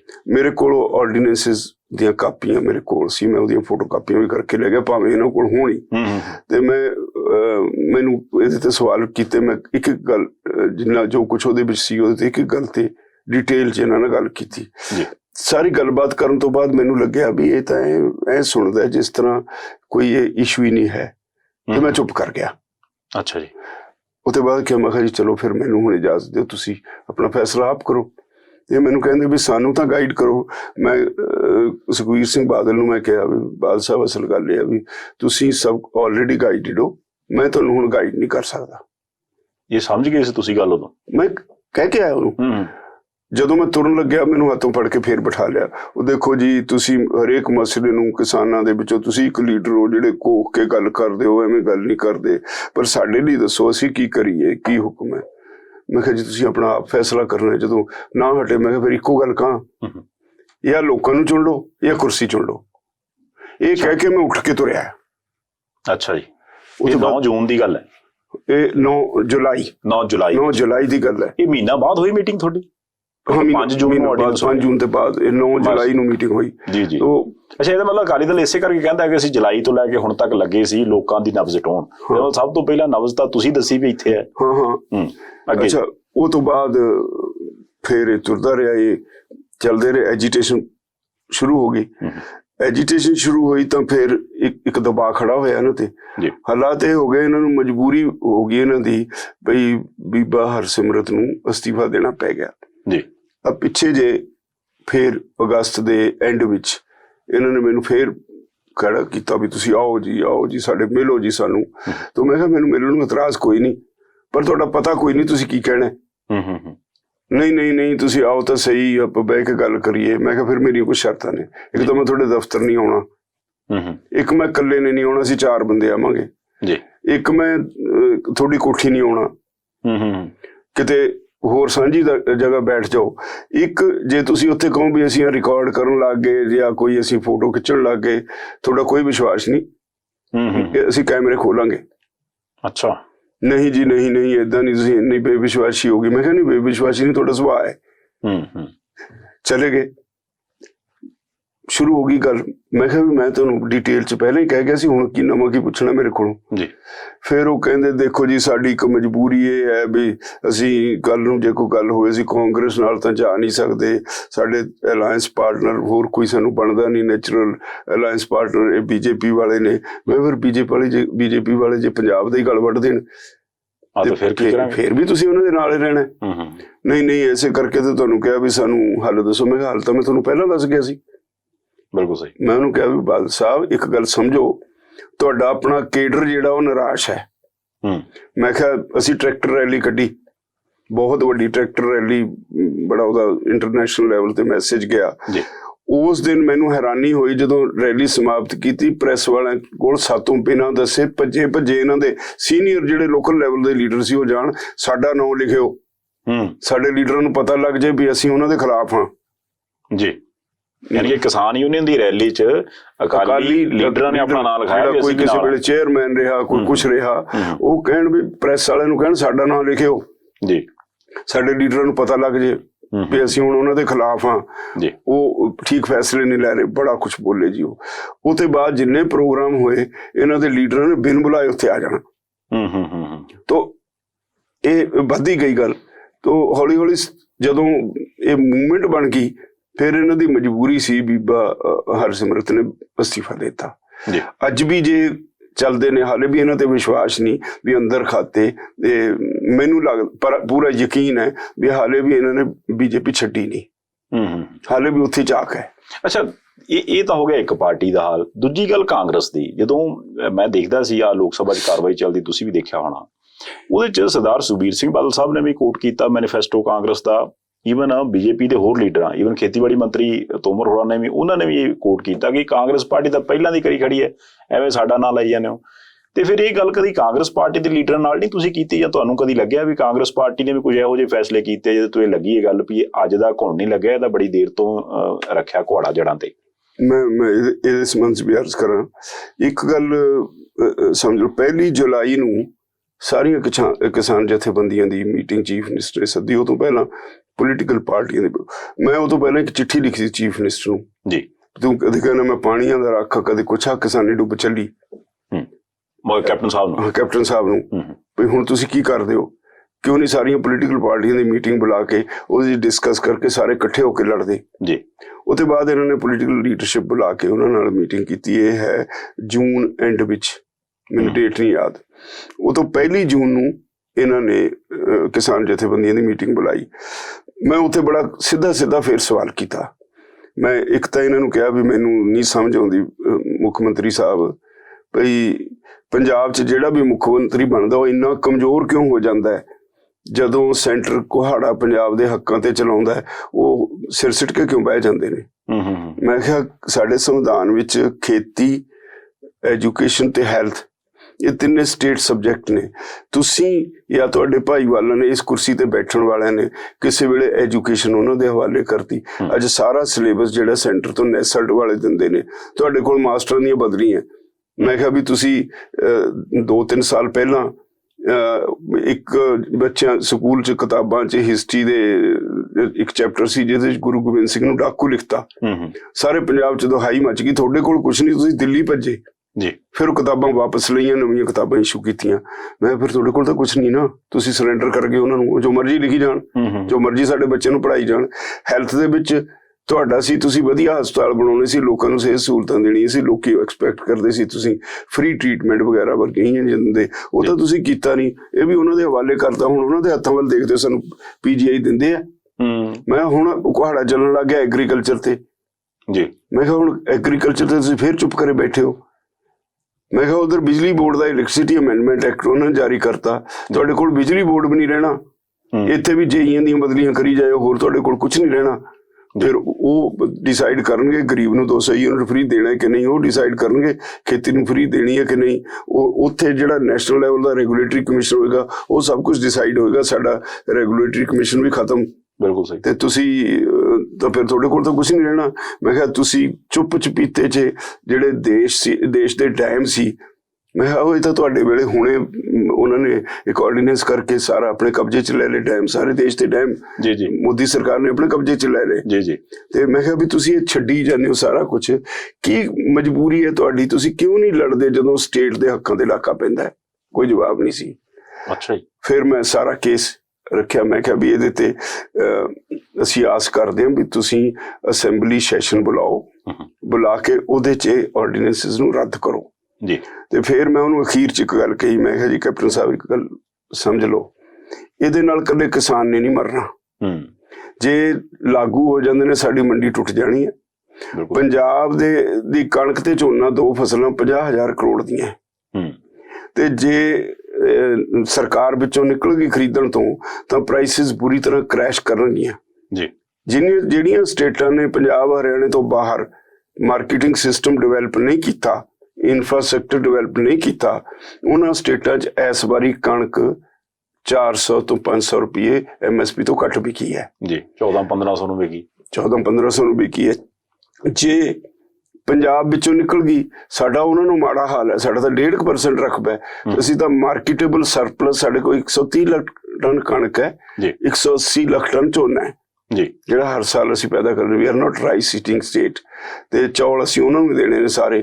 ਤੇ ਮੈਂ ਕਿਹਾ ਵੀ ਤੁਸੀਂ ਇਹ ਦੇਖੋ ਵੀ ਜਿਹੜੀ ਜੇ ਇੱਥੇ ਸਰਕਾਰ ਨਿਕਲ ਗਈ, ਇੱਥੇ ਕੀਮਤਾਂ ਅੱਧੀਆਂ ਰਹਿ ਜਾਣੀਆਂ ਜੀ, ਇਹਦਾ ਮਤਲਬ 25,000 ਕਰੋੜ ਰਹਿ ਜਾਊ। ਕਿਸਾਨ ਤਾਂ ਬਚਣਾ ਨਹੀਂ, ਉਹ ਤਾਂ ਮਰਨਾ ਸ਼ੋਰ ਹੈ ਜੇ ਇਦਾਂ ਦੀ ਸਥਿਤੀ ਹੋ ਜਾਂਦੀ ਹੈ। ਪਰ ਇਹਦੇ ਨਾਲ ਬਾਜ਼ਾਰ ਤੁਹਾਡਾ ਕਿੱਥੇ ਜਾਊ? ਬਿਲਕੁਲ ਸਹੀ, ਬਾਜ਼ਾਰ ਡੁੱਬ ਜਾਊਗਾ। ਜਦੋਂ ਇਹ ਸਿਸਟਮ ਟੁੱਟੇਗਾ ਤਾਂ ਆੜਤੀ, ਮੈਂ ਮੰਨਦਾ ਵੀ ਪੈਸੇ ਵਾਲੇ ਲੋਕ ਨੇ, ਉਹਨਾਂ ਦਾ ਬਿਜ਼ਨਸ ਮਾਈਂਡ ਹੈ, ਉਹ ਆਪਣੇ ਪੈਸੇ ਨਾਲ ਕੋਈ ਹੋਰ ਕੰਮ ਕਰ ਲੈਣਗੇ। ਪਰ ਉਹਨਾਂ ਦੇ ਨਾਲ 50,000 ਮੁਨੀਮ ਹੈ, ਉਹ ਵੀ ਅਨਐਮਪਲਾਇਡ ਹੋ ਜਾਏਗਾ। 3 ਲੱਖ ਮਜ਼ਦੂਰ ਹੈ, ਉਹ ਵੀ ਅਨਐਮਪਲਾਇਡ ਹੋ ਜਾਏਗਾ। ਤੇ ਜਿਹੜੇ ਮਾਰਕੀਟ ਕਮੇਟੀ ਦੇ ਮੁਲਾਜ਼ਮ ਨੇ, ਮੰਡੀ ਬੋਰਡ ਦੇ ਮੁਲਾਜ਼ਮ ਨੇ, ਉਹ ਅਨਐਮਪਲਾਇਡ ਹੋ ਜਾਣਗੇ। ਜਿਹੜੇ ਟਰਾਂਸਪੋਰਟ ਵਾਲੇ ਨੇ, ਦੇਖਦੇ ਰਹਿੰਦੇ 6 ਮਹੀਨੇ ਬਾਅਦ ਪੁਰਾਣਾ ਟਰੱਕ ਹੈ ਵੀ ਇਹਦੇ ਨਾਲ ਪਰਿਵਾਰ ਚਲਾਉਣ ਜੋਗੇ ਪੈਸੇ ਬਣ ਜਾਣਗੇ, ਉਹਨਾਂ ਨੂੰ ਟਰਾਂਸਪੋਰਟ ਵਾਲਿਆਂ ਦਾ ਵੀ ਕੰਮ ਬੰਦ ਹੋ ਜਾਏਗਾ। ਤੇ ਇਹਦੇ ਨਾਲ ਕਿੱਡੀ ਵੱਡੀ ਅਨਐਮਪਲਾਇਮੈਂਟ ਹੋ ਜਾਏਗੀ। ਤੁਸੀਂ ਕਦੇ ਸੋਚਿਆ ਇਸ ਬਾਰੇ? ਪੂਰਾ ਪੰਜਾਬ ਹੀ ਖਤਮ ਹੋ ਜਾਣਾ ਜੀ ਇੱਕ ਤਰ੍ਹਾਂ ਨਾਲ। ਆਰਥਿਕਤਾ ਤਾਂ ਇੱਥੇ ਦੀ ਘੁੰਮਦੀ ਹੈ, ਆਰਥਿਕਤਾ ਇੱਥੋਂ ਘੁੰਮਦੀ ਹੈ। ਮੈਂ ਕਿਹਾ ਵੀ ਮੈਨੂੰ ਨਹੀਂ ਪਤਾ ਤੁਸੀਂ ਕੀ ਕਰਦੇ ਹੋ, ਪਰ ਮੈਂ ਇਹ ਕਹਿ ਸਕਦਾ ਵੀ ਜੇ ਤੁਸੀਂ ਹੁਣ ਕੁਛ ਨਾ ਕੀਤਾ ਤਾਂ ਪੰਜਾਬ ਦੇ ਲੋਕਾਂ ਨੇ ਤੁਹਾਨੂੰ ਮਾਫ ਨਹੀਂ ਕਰਨਾ। ਮੈਂ ਜਦੋਂ ਸਿੱਧਾ ਇਹ ਕਿਹਾ, ਮੈਨੂੰ ਚੀਫ ਮਿਨਿਸਟਰ ਕਹਿੰਦਾ, ਰਾਜੇਵਾਲ ਸਾਹਿਬ ਤੁਸੀਂ ਤਾਂ ਮੈਨੂੰ ਘੂਰੀ ਜਾਂਦੇ ਹੋ। ਮੈਂ ਕਿਹਾ ਤੁਸੀਂ ਜੋ ਮਰਜ਼ੀ ਸਮਝੋ, ਮੈਂ ਸੱਚੀ ਗੱਲ ਕਹਿਤੀ। ਉਹਦੇ ਬਾਅਦ ਮੀਟਿੰਗ ਖਤਮ ਹੋ ਗਈ। ਫਿਰ ਇਹਨਾਂ ਨੇ ਅਸੈਂਬਲੀ ਸੈਸ਼ਨ ਬੁਲਾਇਆ, ਜਿਹਦੇ 'ਚ ਡਰਾਮਾ ਜਿਹਾ ਹੋਇਆ। ਅਕਾਲੀ ਜਿਹੜੇ ਸੀ ਬਾਹਰ ਰਹਿ ਗਏ ਤੇ ਇਹ ਬੀਜੇਪੀ ਵਾਲਿਆਂ ਨੇ ਅਪੋਜ਼ ਕੀਤਾ ਤੇ ਇਹਨਾਂ ਨੇ ਉਹ ਮਤਾ ਪਾਸ ਕਰਤਾ ਜੀ। ਤੋ ਅੱਜ ਹੁਣ ਇਹ ਲੜਾਈ ਹੋਰ ਤੇਜ਼ ਹੋ ਗਈ।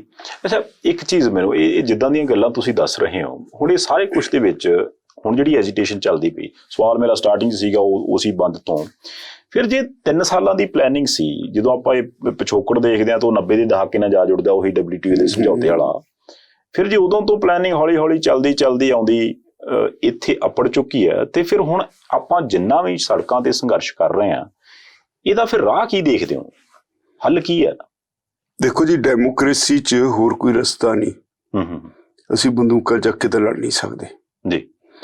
ਸਰਕਾਰਾਂ ਨਾਲ ਏਦਾਂ ਨਹੀਂ ਲੜਿਆ ਜਾ ਸਕਦਾ। ਪਰ ਜਦੋਂ ਲੋਕ ਸਾਰੇ ਮਨ ਬਣਾ ਲੈਣ, ਲੋਕ ਲੜਦੇ ਹੋਣ, ਤਾਂ ਸਰਕਾਰਾਂ ਦੀ ਮਜਬੂਰੀ ਹੋ ਜਾਂਦੀ ਹੈ। ਸਰਕਾਰਾਂ ਨੂੰ ਗੱਲ ਲੋਕਾਂ ਦੀ ਸੁਣਨੀ ਪੈਂਦੀ ਹੈ। ਇਹ ਠੀਕ ਹੈ, ਇੱਕ ਅੜੀਅਲ ਪ੍ਰਧਾਨ ਮੰਤਰੀ ਨਾਲ ਸਾਡਾ ਵਾਹ ਪਿਆ। ਇਹ ਵੀ ਠੀਕ ਹੈ ਵੀ ਉਸ ਅੜੀਅਲ ਪ੍ਰਧਾਨ ਮੰਤਰੀ ਦਾ ਲੋਕਾਂ ਦੇ ਮੁੱਦਿਆਂ ਨਾਲ ਕੋਈ ਮਤਲਬ ਨਹੀਂ, ਉਹ ਹਿੰਦੂ ਰਾਸ਼ਟਰ ਵਾਲੇ ਪਾਸੇ ਨੂੰ ਵੱਧ ਰਿਹਾ ਹੈ। ਇਹ ਵੀ ਠੀਕ ਹੈ ਵੀ ਅੱਜ ਉਹ ਮੰਦਰ ਮਸਜਿਦ ਦੇ ਨਾਂ ਤੇ ਲੋਕਾਂ ਨੂੰ ਗੁੰਮਰਾਹ ਕਰਕੇ ਵੋਟਾਂ ਲੈਣੀਆਂ ਚਾਹੁੰਦਾ ਹੈ। ਔਰ ਇੱਕ ਇਹ ਵੀ ਠੀਕ ਹੈ ਵੀ ਅੱਜ ਤੱਕ ਇਤਿਹਾਸ ਵਿੱਚ ਇੰਨਾ ਝੂਠਾ ਪ੍ਰਾਈਮ ਮਿਨਿਸਟਰ ਕਦੇ ਨਹੀਂ ਇਸ ਦੇਸ਼ ਨੂੰ ਮਿਲਿਆ। ਮੈਨੂੰ ਯਾਦ ਹੈ ਜਦੋਂ ਪਹਿਲੀ ਵਾਰੀ ਇਹ ਆਏ, ਉਦੋਂ ਇਹਨਾਂ ਦੇ ਮੈਨੀਫੈਸਟੋ ਸੀ ਭਈ ਜੀ ਸਵਾਮੀਨਾਥਨ ਕਮਿਸ਼ਨ ਰਿਪੋਰਟ ਲਾਗੂ ਕਰਾਂਗੇ। ਉਹਦੇ ਬਾਅਦ ਪ੍ਰਾਈਮ ਮਿਨਿਸਟਰ ਬਣਨ ਤੋਂ ਬਾਅਦ ਪ੍ਰੈਸ ਨੇ ਪੁੱਛਿਆ ਵੀ ਜੀ ਕੀ ਪੋਜੀਸ਼ਨ ਹੈ ਉਹਦੀ? ਅਰੇ ਉਹ ਤਾਂ ਚੁਣਾਵੀ ਜੁਮਲਾ ਥਾ। ਏਦਾਂ ਹੀ ਫਿਰ 3 ਸਾਲ ਲੰਘ ਗਏ। 3.5 ਸਾਲ ਤੋਂ ਬਾਅਦ ਸਵਾਮੀਨਾਥਨ ਕਮਿਸ਼ਨ ਦੀ ਰਿਪੋਰਟ ਫਿਰ ਯਾਦ ਆ ਗਈ। ਸੌਰੀ, ਉਹਦੇ ਵਿਚਾਲੇ ਅਸੀਂ ਸੁਪਰੀਮ ਕੋਰਟ 'ਚ ਇੱਕ ਰਿਟ ਪਾਈ ਹੋਈ ਸੀ ਜੀ। ਉੱਥੇ ਐਫੀਡੇਵਿਟ ਫਾਈਲ ਕਰਕੇ ਕਹਿੰਦੇ ਨੇ ਵੀ ਜੇ ਰਿਪੋਰਟ ਲਾਗੂ ਕਰਤੀ ਤਾਂ ਸਾਰੀ ਦੇਸ਼ ਦਾ ਜਿਹੜਾ ਅਰਥਚਾਰ ਹੈ ਉਹ ਚਰਮਰਾ ਜਾਏਗਾ। ਇਹ ਕੋਈ ਬਿਆਨ ਵੀ ਸੀ ਨਿਤਨ ਗਡਕਰੀ ਹੋਰਾਂ ਦਾ MSP ਤੇ, ਉਹ ਤਾਂ ਇਨਫਲੇਸ਼ਨ ਵਧੀ ਜਾਂਦੀ ਹੈ। ਉਹ ਤਾਂ ਮਤਲਬ ਮੈਂ ਇਹ ਕਹਿ ਰਿਹਾ ਕਿ ਵੀ ਇਹਦਾ ਮਤਲਬ ਕੱਲਾ ਪ੍ਰਧਾਨ ਮੰਤਰੀ ਨਹੀਂ, ਸਮੁੱਚੀ ਲੀਡਰਸ਼ਿਪ ਦਾ ਇਹ ਪਾਲਿਸੀ ਫੈਸਲਾ ਹੈ। ਇਹ ਹੁਣ ਜੋ ਕਹੀ ਜਾਣ, ਪਰ ਇਹਨਾਂ ਦੇ ਪਹਿਲੇ ਹੀ ਤੈਅ ਕੀਤਾ ਹੋਇਆ ਸੀ ਵੀ ਅਸੀਂ ਇਸ ਪਾਸੇ ਨੂੰ ਜਾਣਾ। ਔਰ ਫਿਰ ਉਦੋਂ ਜਦੋਂ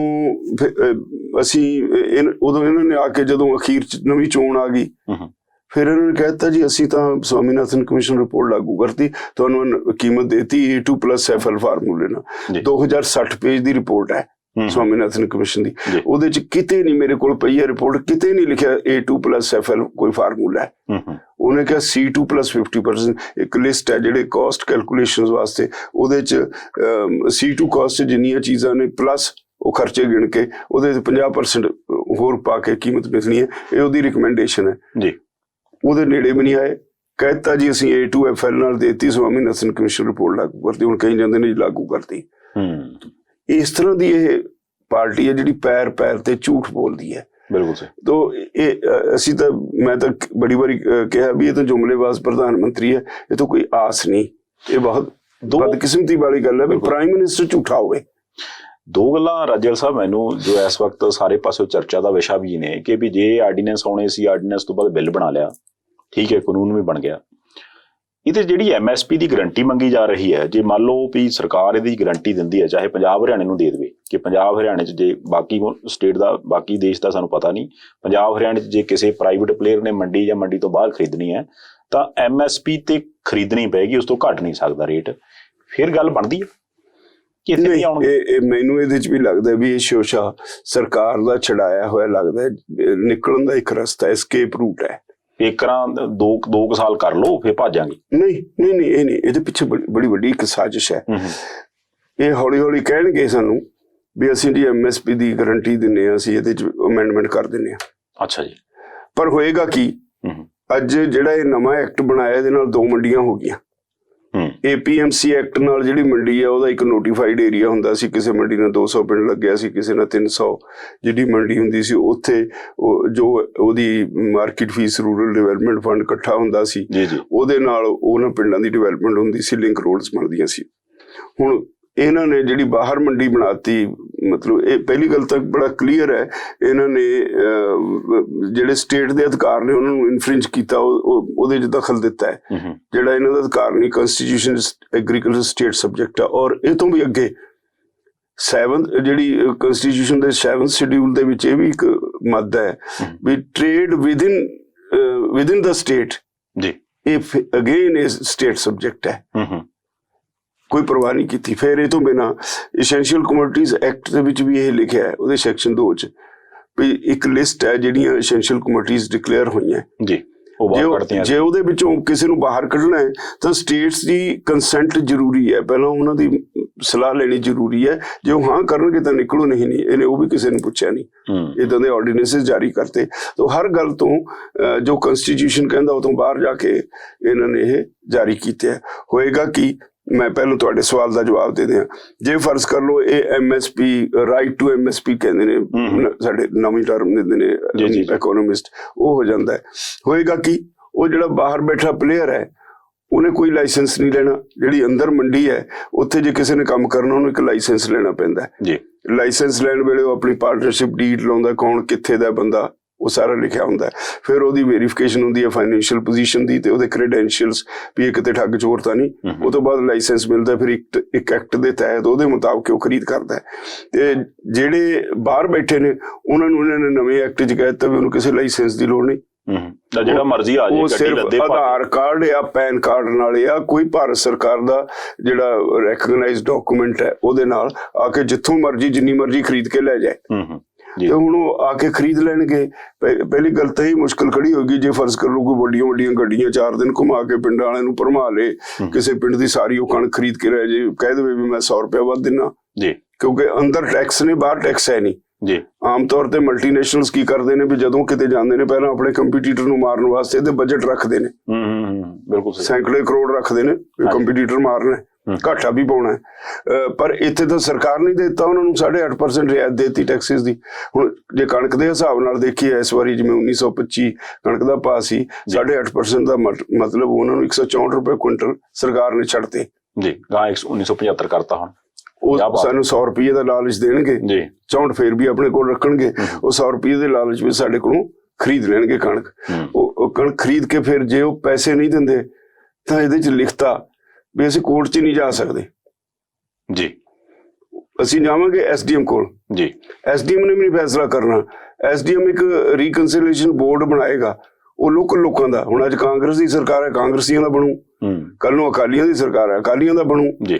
ਤੇ ਫਿਰ ਉਹ ਜੋ ਕੁਛ ਸਰਕਾਰਾਂ ਉੱਪਰੋਂ ਹਦਾਇਤ ਕਰਨਗੇ ਉਹਦੇ 'ਚ ਰਾਜਨੀਤੀ ਕਰਨੀ ਸ਼ੁਰੂ ਕਰ ਦੇਣਗੇ। ਬਿਲਕੁਲ। ਤਾਂ ਇੱਕ ਤਾਂ ਇਹ ਉਹਦੇ 'ਚ ਬੜਾ ਵੱਡਾ ਲੇਕਿਨ ਉਹ ਇੱਕ ਮੈਂ ਸਾਦੀ ਭਾਸ਼ਾ 'ਚ ਦੱਸਣਾ ਚਾਹਾਂ ਤਾਂ ਉਹ ਇਹ ਹੈ ਵੀ SDM ਰਾਜੀਨਾਮੇ ਦਾ ਰਾਹ ਕੱਢਣ ਲਈ ਕਹਿ ਦੋ ਵੀ ਕਰ ਲਓ। ਹਾਂ, ਜੇ ਤੁਹਾਡੀ ਤਸੱਲੀ ਨਹੀਂ ਤੁਸੀਂ DC ਤੱਕ ਜਾ ਸਕਦੇ ਹੋ, ਉਹ ਵੀ ਰੀਕਨਸਿਲੀਏਸ਼ਨ ਬੋਰਡ ਬਣਾਏਗਾ, ਉਹਦੇ ਗਾਂ ਤੁਸੀਂ ਜਾ ਹੀ ਨਹੀਂ ਸਕਦੇ। ਮੈਂ ਸਮਝ ਗਿਆ ਜੀ। ਤਾਂ ਇੱਕ ਤਾਂ ਇਹ ਬੜਾ ਵੱਡਾ ਲੇਖਨ ਹੈ। ਦੂਜਾ, ਜੇ ਰਾਈਟ ਟੂ MSP ਹੋ ਜਾਏ, ਇੱਕ ਕਾਰਪੋਰੇਟ ਹਾਊਸ ਜਦੋਂ ਅੰਦਰਲੇ ਨਿਕਲ ਗਏ, ਅੰਦਰਲਿਆਂ ਦੀ ਕੈਪੈਸਿਟੀ ਕੀ ਹੈ, ਸਾਲ 2 ਸਾਲ ਬੜੀ 3 ਸਾਲ ਟਿਕਣਗੇ। ਜਦੋਂ ਉਹਨਾਂ ਕੋਲ ਮਾਲ ਹੀ ਨਹੀਂ ਜਾਣਾ ਜੀ ਜੀ, ਬਾਹਰਲੇ ਨੇ ਖਰੀਦੀ ਜਾਣਾ, ਕੋਲੋਂ ਆਪਣੀ ਜਿਹੜੀ ਉਹਨੂੰ ਰਿਆਇਤ ਮਿਲੀ ਉਹਦੇ ਵਿੱਚੋਂ 100 ਰੁਪਇਆ ਦੇ ਕੇ ਖਰੀਦੀ ਜਾਣਾ, ਉਹ ਦੁਕਾਨ ਬੰਦ ਕਰ ਜਾਊ। ਬਿਲਕੁਲ ਸਹੀ। ਬੰਦ ਕਰਨ ਨਾਲ ਉਹਦੇ ਸਾਰੇ ਮੁਨੀਮ ਵਿਹਲੇ, ਉਹਦੇ ਸਾਰੇ ਜਿਵੇਂ ਪਹਿਲਾਂ ਗਣਾਇਆ ਅਨਐਮਪਲੋਇਮੈਂਟ ਹੋਏਗੀ, ਉਹ ਅਲੱਗ ਗੱਲ ਹੈ। ਪਰ ਅੰਦਰਲਾ ਜਦੋਂ ਬੰਦ ਹੋ ਗਿਆ ਫਿਰ ਬਾਹਰਲੇ ਦੀ ਮੋਨੋਪੋਲੀ ਹੋ ਗਈ। ਤਾਂ ਬਾਹਰਲਾ ਜਦੋਂ ਖਰੀਦ ਲਈ ਆਏਗਾ ਉਹ ਕਹੂਗਾ 25% ਮਾਲ ਖਰੀਦ ਕੇ ਜੀ ਆਹ ਮੇਰਾ ਵਿਦਿਨ ਸਪੈਸੀਫਿਕੇਸ਼ਨ ਸੀ, ਇਹ ਮੈਂ ਖਰੀਦ ਲਿਆ, ਹੁਣ ਬਾਕੀ ਆਪਣੇ ਜਿੱਥੇ ਮਰਜ਼ੀ ਲੈ ਜਾਓ। ਅਸੀਂ ਕਹਾਂਗੇ ਵੀ ਘੱਟ ਭਾਅ ਤੇ ਖਰੀਦ ਲਓ, ਕਹਿੰਦਾ ਮੇਰੇ ਤੇ ਪਰਚਾ ਦਰਜ ਹੋ ਜੂ। ਤੁਹਾਡਾ ਕਾਨੂੰਨ ਬਣਿਆ ਵੀ ਮੈਂ MSP ਤੋਂ ਹੇਠਾਂ ਖਰੀਦ ਨਹੀਂ ਸਕਦਾ, ਮੈਂ ਖਰੀਦਣੀ ਵੀ ਨਹੀਂ। ਤੁਸੀਂ ਸਾਂਭ ਲਓ, ਜਿੱਥੇ ਮਰਜ਼ੀ ਲੈ ਜਾਓ। ਕੀ ਕਰੋਗੇ? ਜਿਹੜਾ ਬਾਕੀ ਮਾਲ ਬਚ ਗਿਆ ਉਹਨੂੰ ਕਿੱਥੇ? ਔਰ ਮਜਬੂਰ ਹੋਏਗਾ ਉਸ ਵੇਲੇ ਕਿਸਾਨ, ਉਹ ਕੀ ਕਰੇਗਾ ਉਹਦਾ? ਬਿਲਕੁਲ। ਤਾਂ ਮੈਂ ਸਮਝਦਾ ਵੀ ਇਹ ਜਿਨ੍ਹਾਂ ਲੋਕਾਂ ਨੇ ਸ਼ੋਸ਼ਾ ਛੱਡਿਆ, ਇਹ ਸਰਕਾਰ ਨੂੰ ਇੱਕ ਐਸਕੇਪ ਰੂਟ ਦੇ ਦਿੱਤਾ ਉਹਨਾਂ ਨੇ। ਅਸੀਂ ਨਹੀਂ ਇਹਦੇ ਨਾਲ ਸਹਿਮਤ ਜੀ। ਅੱਛਾ, ਦੂਸਰੀ ਚੀਜ਼ ਜਿਹੜੀ ਹੁਣ ਕੰਟਰੈਕਟ ਫਾਰਮਿੰਗ ਦੀ ਆ, ਉਹ ਥੋੜੀ ਜਿਹੀ ਸਮਝਾਓਗੇ। ਜਿੱਦਾਂ ਹੁਣ ਉਹ ਕਹਿੰਦੇ ਵੀ, ਜਿੱਦਾਂ ਤੁਸੀਂ ਸਟਾਰਟਿੰਗ 'ਚ ਕਿਹਾ ਸੀ ਕਿ ਵੀ 3 ਸਾਲ ਪਹਿਲਾਂ ਦੀ ਗੱਲ ਹੈ ਵੀ ਉੱਥੇ ਟਾਈਆਂ ਵਾਲੇ ਬਾਊ ਕਹਿੰਦੇ ਸੀ ਕਿ ਵੀ ਸਾਨੂੰ 5000 ਏਕੜ ਦਾ ਟੱਕ ਦੇ ਦਿਓ, ਉਦੋਂ ਬਾਅਦ ਵਾਹੀ ਅਸੀਂ ਆਪ ਕਰ ਲਾਂਗੇ, ਜਿਹੜੇ ਪੁਸ਼ਤੈਨੀ ਵਾਹੀ ਕਰਦੇ ਉਹਦੇ ਭਜਾ ਦਿਓ। ਹੁਣ ਜੇ ਕੰਟਰੈਕਟ ਫਾਰਮਿੰਗ ਵਾਲਾ ਜਿਹੜਾ ਹੋਣ ਵਾਲਾ ਬਿੱਲ ਆਇਆ, ਉਹ ਬਿਲਕੁਲ ਇਨ ਬਿਨ ਉਹੀ ਹੈ ਜੋ ਤੁਸੀਂ ਉਦੋਂ ਮੀਟਿੰਗ 'ਚ ਦੇਖਿਆ ਸੀ? ਦੇਖੋ, ਆਲਰੇਡੀ ਇੱਕ ਕੰਟਰੈਕਟ ਫਾਰਮਿੰਗ ਦਾ ਐਕਟ ਜਿਹੜਾ ਇੱਥੇ ਪੰਜਾਬ 'ਚ ਐਗਜ਼ਿਸਟ ਕਰਦਾ ਹੈ ਜੀ। ਉਹਦੇ ਤਹਿਤ ਸਾਡੇ ਕੋਲ ਇੱਕ ਪੈਪਸੀ ਦੀ ਮਿਸਾਲ ਹੈ ਜੀ। ਹਰ ਵਾਰੀ ਅਸੀਂ ਦੇਖਦੇ ਹਾਂ, ਹਰ ਸਾਲ ਪੈਪਸੀ ਵਾਲੇ, ਇੱਕ ਤਾਂ ਇਹ ਹੈ ਵੀ ਪੰਜਾਬ ਦਾ ਕਿਸਾਨ, ਤੁਹਾਨੂੰ ਇਹ ਸਮਝਣਾ ਪਏਗਾ, ਪੰਜਾਬੀ ਯੂਨੀਵਰਸਿਟੀ ਦੀ ਇੱਕ ਸਟੱਡੀ ਹੈ, ਉਹਦੇ ਮੁਤਾਬਕ ਉਹ ਕਹਿੰਦੇ ਨੇ 65% ਪੰਜਾਬ ਦੇ ਕਿਸਾਨ ਤੇ 75% ਖੇਤ ਮਜ਼ਦੂਰ ਤੇ ਆਰ ਅੰਡਰ ਮੈਟ੍ਰਿਕ, 10ਵੀਂ ਜਮਾਤ ਪਾਸ ਨਹੀਂ ਕਰ ਸਕੇ ਜੀ। ਉਹ ਅਨਪੜ੍ਹਾਂ ਵਰਗੇ ਨੇ।